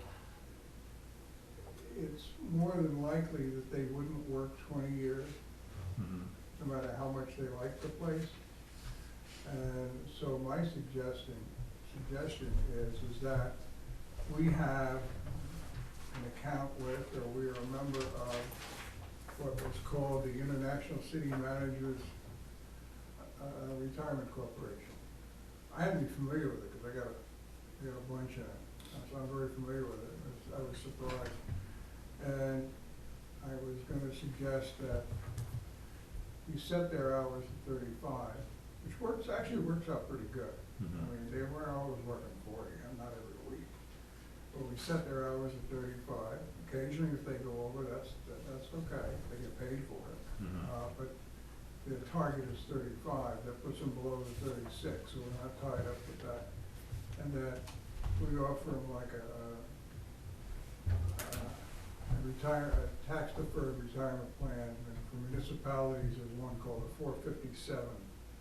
And, we offer that, you know, possibly with, 3 or 4% being put in by the town and the person matching it. That's Mhm. the typical way to do it, 3 to 5%, the person puts in and matches it. And that way, when they leave, they can be vested very quickly, okay? And that when they do leave or retire, 5, 6, 8, 10, 12 years from now, or whatever, they take it all with them. Yeah. But I need to write something up, and I wanted to find out how the board felt about it, because the state pension plan, I mean, just, what I've learned about it unless you're 20 years old, and gonna make a career out of it, this is not a good idea. Mhm. And so if an employee leaves after 10 years, they're just getting the money that they put. They're not getting any interest on it? I don't know. I Or if was they told do, that it's if they do it, it marginal. might be minimal. I don't know what they invest in. What you just described sounds like a 401k. It's similar, but it gives some extra portability for Hmm. municipal employees. Which seems like that's a win-win for everybody. Well, that's what I thought, and, so, I've spoken to both of, the people involved, but I wanna make sure that if I speak any further, that the big thing is, they're on a 35-hour, they're scheduled for 35 hours. If it goes over, the meeting takes extra longer, they get an extra meeting in there or something like that, Mhm. that's fine. And then the rest of the full-time benefits are the same. And, I know, I'd just like to make it clear to the two employees that, that 35 is at least a semi-hard number, that 35 hours. yes, That if something does not get done, it just doesn't get done. I mean, we can't just keep pushing them to that 38, 39 no, I understand that, but, hour mark. no, and I think we can, I think we can hit a consistent 35 hours with maybe an hour or two every couple of weeks or something like that, but, it's gotta be that. The whole thing is that, the thing that spiked at my mind is that they get into this retirement plan, then they gotta put in like 7%. Plus the town's putting in a bunch of money, Yeah. like close to, 1.5 or double it. And they're probably not gonna, they're not gonna make it to the 20-year mark. And if that's the case, then what good is this? I mean, they're better off with a different type of savings plan. Mhm. So you'd like to do some sort of matching funds, situation? Yeah. And at the same time, if people who are on the plan, who are working schedule 40 hours, want to participate, they can, but there's no match, because they already got their match. So anybody can participate in it. I can take everything I earned this year, here, Okay. and put it into a fund, We just have to make it clear, no match. because I think we do have other part-time employees who do work lesser hours, that they would not be eligible for this, or would they? Well, I'm looking at this as a full-time benefit, Yeah, okay? And the full-timers, 40 hours get, right, they get they get a, Match it. match, they get the retirement plan. So I'm saying full-timers who work less than 36 hours a week on a normal week, yep, okay? They can't get into the plan, okay? yeah, So why not offer this and to other people who are part-timers or anybody else, okay, if they wanna go into the plan on their own, they can. okay. And I- No, there's with no tons- matching contributions. No matching contribution. Right. Do we need to write this as an addendum to our employee handbook? All I need right now is that if you're interested in pursuing it, then I'll get you. I think we I'll are, get you the but hard I'd copy of like, I'd like sort some of- hard numbers as to Yeah. how this would actually work. Yeah, that sounds reasonable to me. And Yeah, I agree. likewise. Hard numbers would be good. Mhm. 5% is how much money? Right? So, And and it's, I'm looking at it from this way, so we just tell them to work 40 hours, but I don't think every week they have to work 40 hours, Mhm. okay? Yep. And quite frankly, I'm hoping as time goes on and things calm down and people get more familiar with what's being thrown at them, it'll back off a few minutes anyway, that tends to happen. Mhm. But I can't see locking somebody into a plan they can never reap the benefits of, Yeah. Alright, yeah, unless they work till they're 80. so we'll look forward to the additional information. Okay. I have till January 31st. I mean, December 31st before the final print comes out. I'm not done with explaining fund balance though, not praying for tonight though. Be nice. Sounds like But a just to start Saturday it, morning yeah. workshop. Yeah. It took me a while, and I've been doing this for a long time, it took me a while to grasp it, okay? And the piece was understanding what happens at the stroke of midnight on December 31st, and how these accounts all work, and how the accounting system, it's an accounting system unlike anything you find in a business. But, I mean, you can do a balance sheet for yourself at any point Alright, in time. no, not working backwards.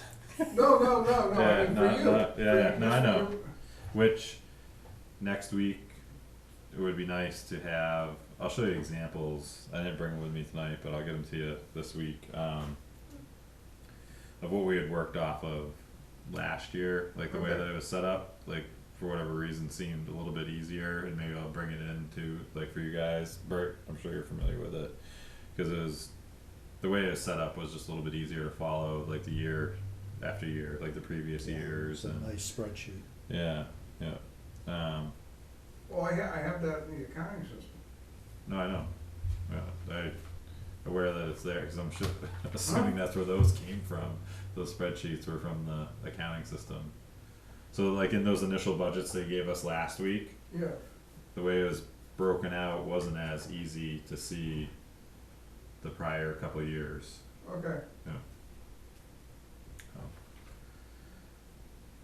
Well, and then, did you already have, budgets for, like, set up for review for next week? Yeah, Which ones are those? I can't remember specifically, but, part of it is, town clerk, tax collector, election and registration, and, the library, the ambulance. There may be a couple more that get tangled up in there. Okay.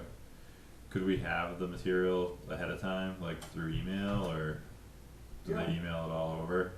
I can send you what I have. Okay. That'd be good. By Friday preferably, so we've Yeah. had the weekend to find time to go through it. Okay, That's not a problem. alright. Thank you.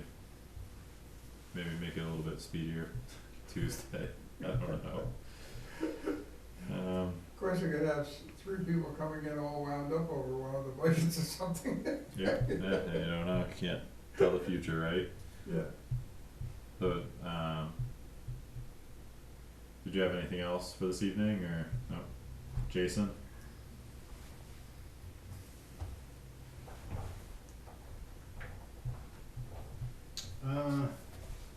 There's a couple things I've had some, let's see.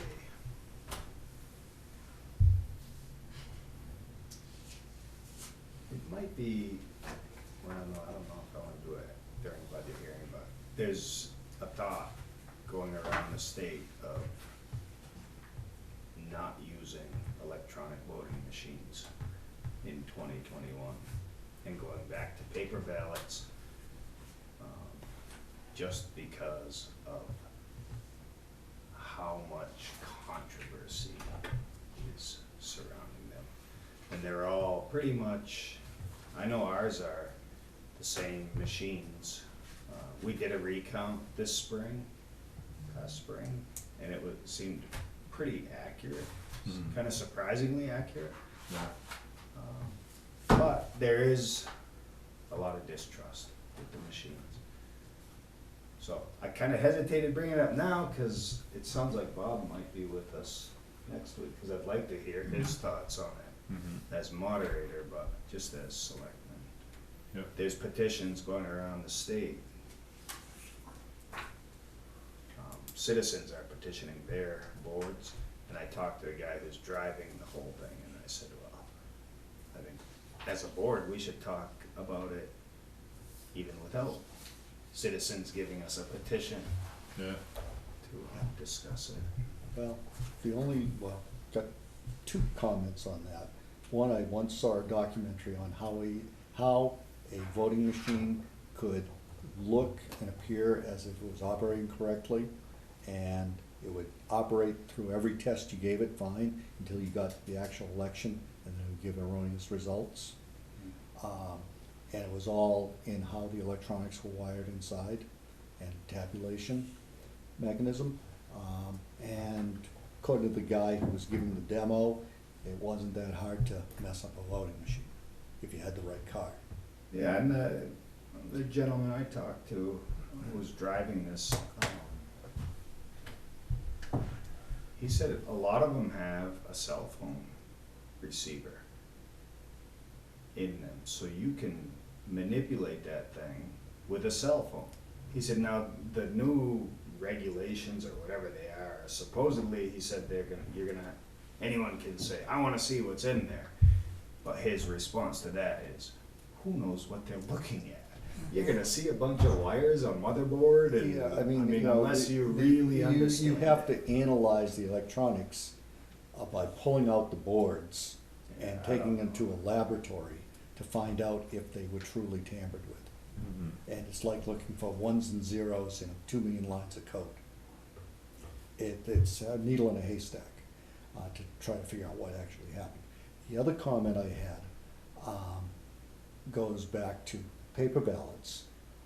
I remember that a when I was first elected with the planning board, the election was fairly close, within, I'm gonna say 7 or 10 ballots, votes. And it was questioned, you know, was it, you know, they asked for a recount, the person I was running against. And they did it on, the electors, you know, honored the recount requirement, sat here for almost 3 hours to count the ballots, to try to go through them, and so forth. Now, if we had to do that for every office that was on the ballot, that could take a day or two. And it is subject to error or the mark's interpretation, you know, because sometimes the marks aren't absolutely clear. So that's a lot of a burden to place upon our electoral or elector staff. But maybe that's where we need to go. I don't know. Yeah, I have a couple thoughts with that. Number one is, they would need to have more staff. That, I think, is obvious because them computers count so fast. Yeah.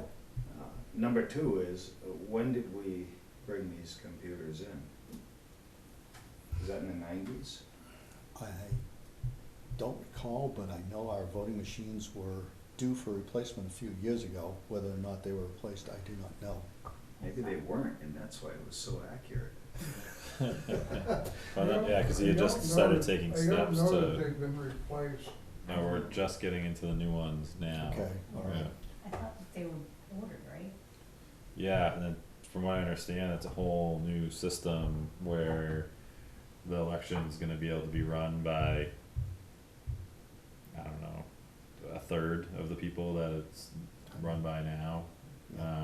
And here I'm bringing up something that's saying, let's Let's have go backwards. 5 times as many people. Yeah, and we Yeah. have enough trouble getting the staff to man everything as it is. I don't know how we would double or triple that staff. Well, yeah, and maybe it's something that should come by citizen petition, but if there's serious doubt about the integrity of these machines, ooh, that's bad for It our is bad. town, it's bad for the state, it's bad for the country, because it will create, people don't, Well, I wonder if they're. The only place I know of in New Hampshire where there was a serious miscount was Wyndham. Hmm. It was like 300 and some votes off or something. no, and it was consistent, and it was, if I remember right, it was because of where the ballots were folded. And the machine was either programmed, whenever it was unreadable, that it would go to Oh, okay. So default. the other side, and it was like a consistent, So I don't know right down the what I don't know line. what the end result was, but I know they had an investigation. Yeah. on it. But most of these machines, Pretty accurate. But other Pretty towns accurate. didn't allow, huh? other towns didn't allow the recounts or the audits, from what I understood. They So turned them Wyndham did. down. Yeah. We did our recount, but we only were counting for one specific article. We didn't look at Mhm. Yeah. how the, You know, and you know, a lot of these cyber experts have actually looked at these machines. I mean, it's been looked at from both sides, pretty much 6 ways to hell. And they have been able to find no apparent fraud that would make any real difference. So, well, it but I depends. Like understand. you said, there's a lot of experts who have looked at it, so you're now quoting the ones who say there was no apparent fraud.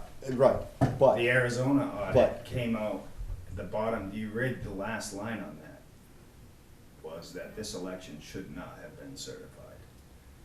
Now, CNN said, oh, Joe got 300 more votes than, Yep, yeah, well, yeah. but the auditors said this election should not have been Well, certified. I have not read that portion. That was the summary.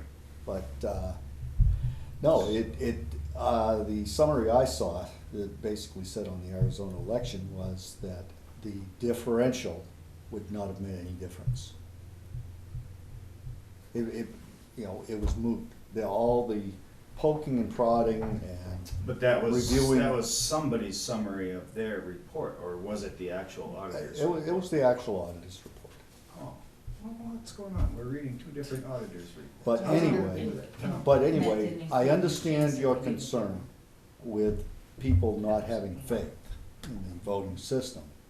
But I haven't seen anything yet that would suggest that we need to go to extreme measures of counting the ballots by hand. Why is that considered an extreme measure when in Europe? Let's cast do it. stones. Just No, set but up in Europe baskets. they do it, Just Right? right? count the Not that I'm rocks. aware.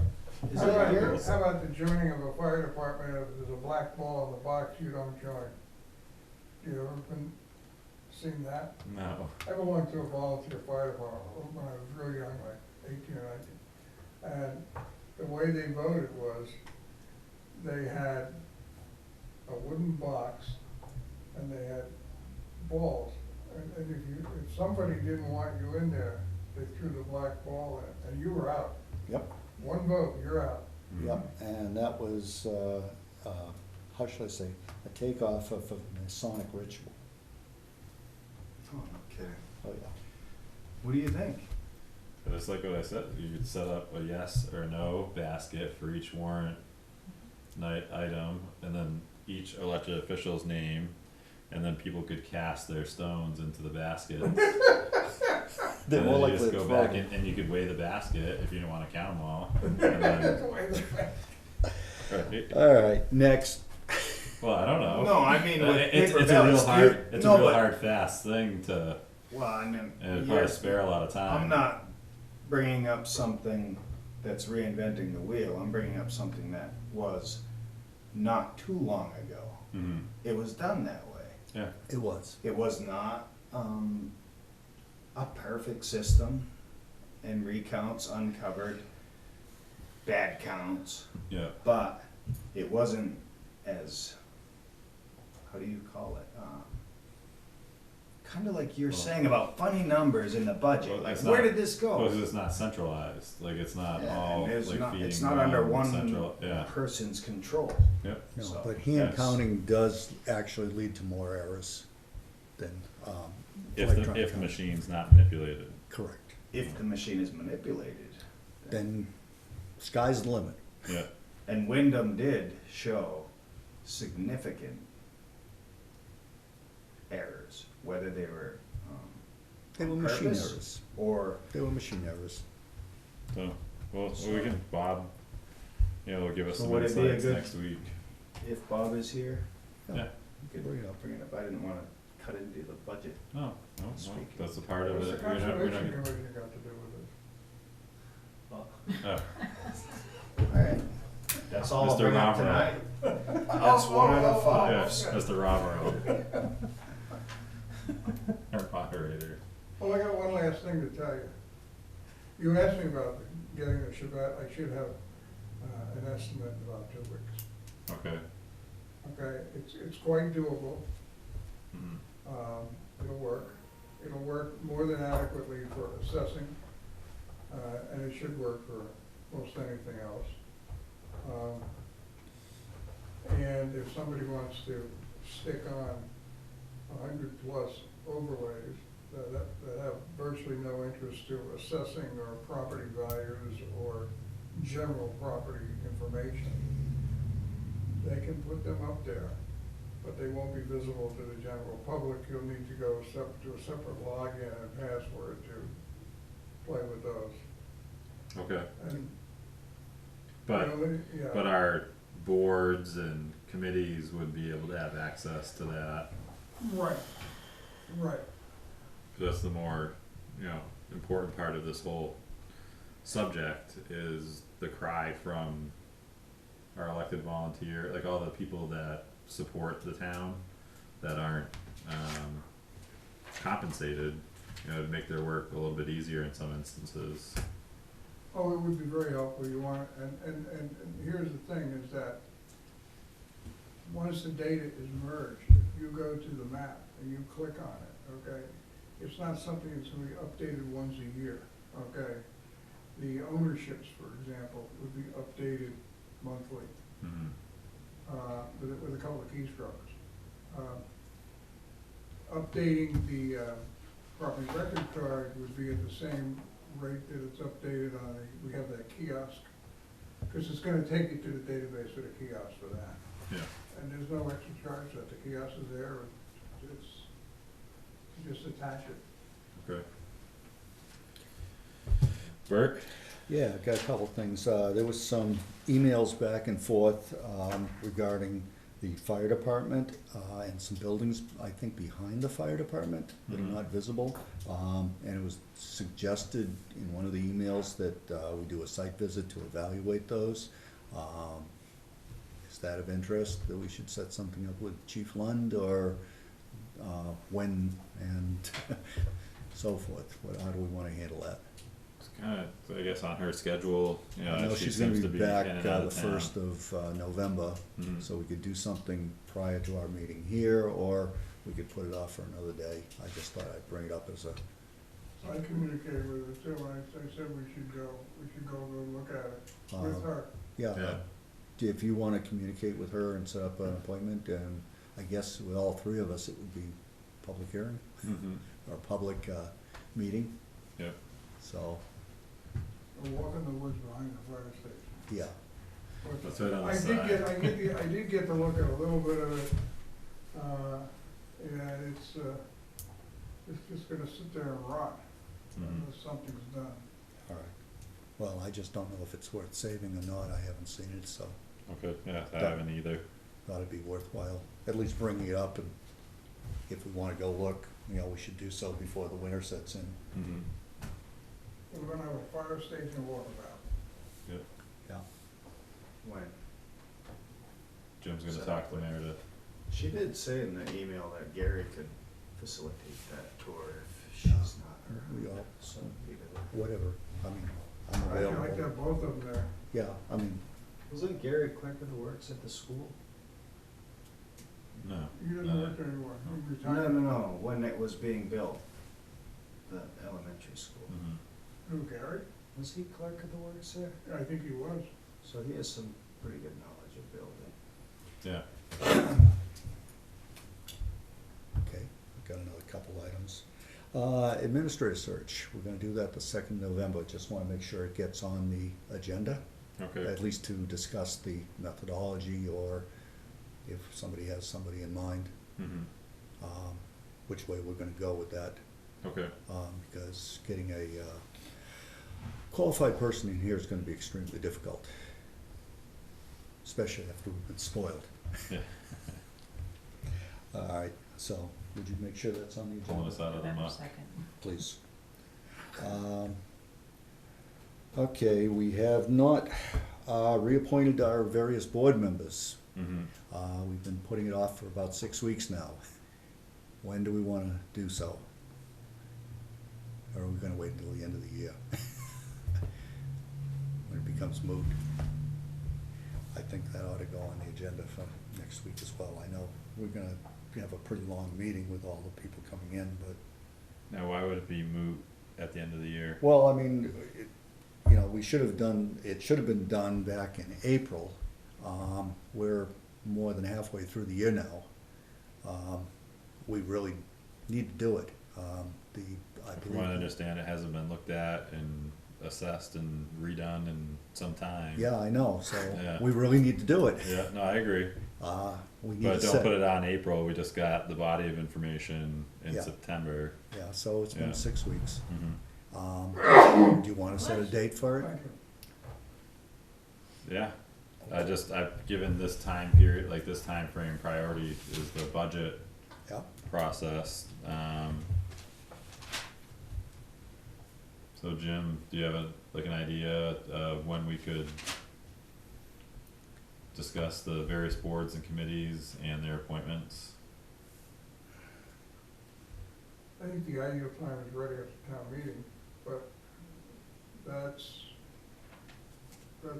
either a ways off or it's long past. My greatest concern is like on a ZBA where it's questionable.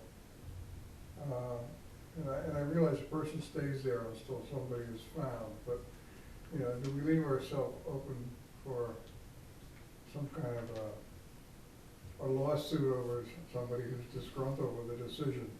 Yeah, I mean, you do need a 5-member board, and it needs to be an active board. And we have one member who is no longer appointed, so I could just throw a name right out now, and I know he wants the job. Craig Smith would like the job to go on the, he's an alternate right now on the planning board, I believe. And he'd give that up, and he'd be more than happy to serve on the zoning board, and we could appoint him tonight if he wanted. And he's a knowledgeable guy, and he's, But what about there's more on that board that aren't, I don't know about the other members, but I'm just saying I've got one body to throw out there. I don't know about other I got bodies. a list on my desk. I'd like You to have see people the who are whole list. available, or want to, People who were on there when they last took the Yeah, oath I of know. office. So let's do this, give 15 minutes to this next week to at least kind of go through and get refamiliarized with the list and talk about some potential, you know, candidates. yeah, Okay, that's fine. okay. It really does need to get done. Yep, no, I agree. I think there's only 2 boards involved, though, right? ZBA is one, And conservation, Conservation. and I think Heritage Commission, if there are, Heritage Commission needs to be redone too. it needs to, yeah. Isn't that That's just me. just, oh, just you? I haven't He's had a all quorum he's yet. by his lonesome. He doesn't want to be lonely any longer. And that's all I have. Okay.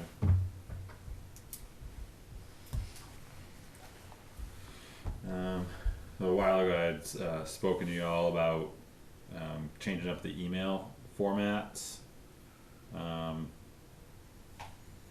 So that's pretty much ready to go, where there'd be like a chair, like for this board specifically, there'd be chairman and select board, and then seats 1 and 2. And those would just remain so that the people that fill those seats would have access to those email accounts, instead of it being personal accounts for us, like with the town.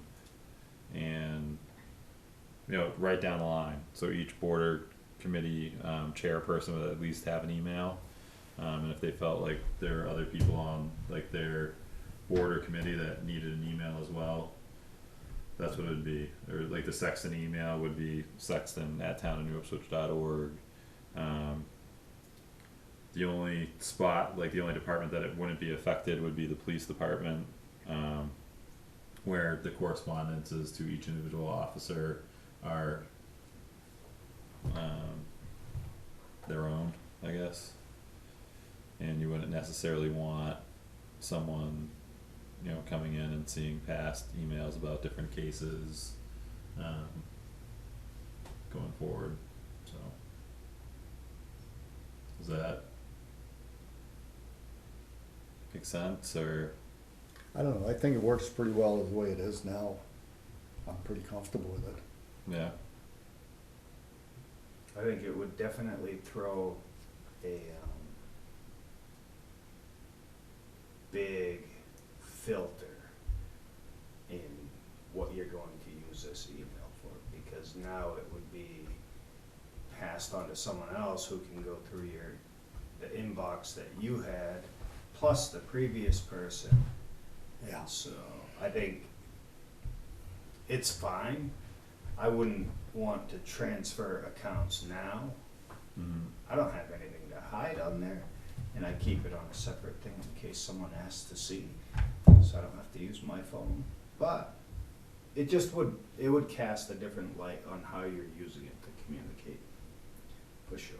And it may be for a good, a positive light. Well, it In would the- provide a history of what has transpired for somebody to read, but you could get that from reading past minutes. And I wonder then about the disclaimer that follows the email. Whoever is gonna correspond with the selectmen Mm-hmm. should understand that this is going to be passed on to the next person who sits in seat number 2. Yeah, I mean, So you know what I'm saying? I'm Yeah. sure you thought about this when you Yeah. Yeah, that, brought it up, and it made sense. what you like the idea of. Yeah, because then there's some continuity, instead of just coming in fresh, like a fresh blank slate, there's something to refer back to, because you're working with two other active members of the board, you know, that have been there for 1 and 2 years respectively already.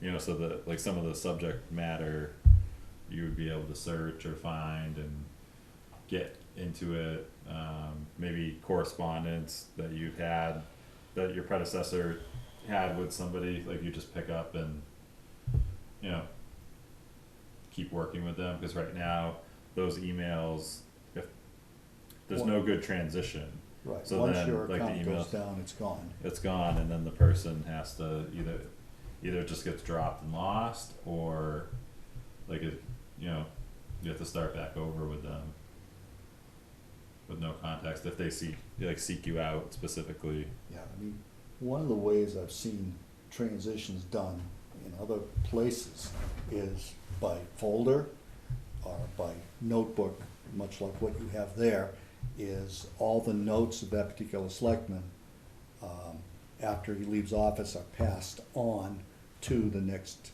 selectman who takes his place, you know, elected or appointed or whatever. The problem is sometimes individuals are reluctant to give up their materials, you know, private notes and so forth, like, you know, scribbles on the paper. But, you know, I've seen it done that way as well, where it's passed on, you know, budget information and so forth. That might work as well. I mean, The notes you folks take in doing your job for yourself are not public. Notes I take are public. And one of the best things I ever saw about email was, don't keep it hanging around. Okay, once you're done with the subject, blow it out. do it, Because if it's there, it's public, okay? And, you know, it's an interesting idea, because, yes, somebody coming in is new, okay? And they're not gonna have all the data and everything else, but, There's advantages to that as well.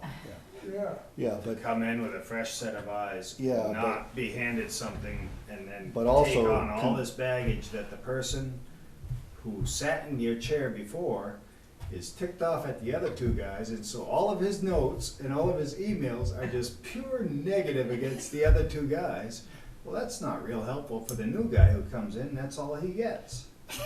Do you understand? You know what I'm saying? Because personal notes are personal notes. If I'm taking notes here by myself and you make me mad and I write, that's Sean. Well, then the next guy gets it and then he goes and brings it to the Like newspaper. Jim And was next thing I saying. know, Sean's suing me because, I don't know, it seems like.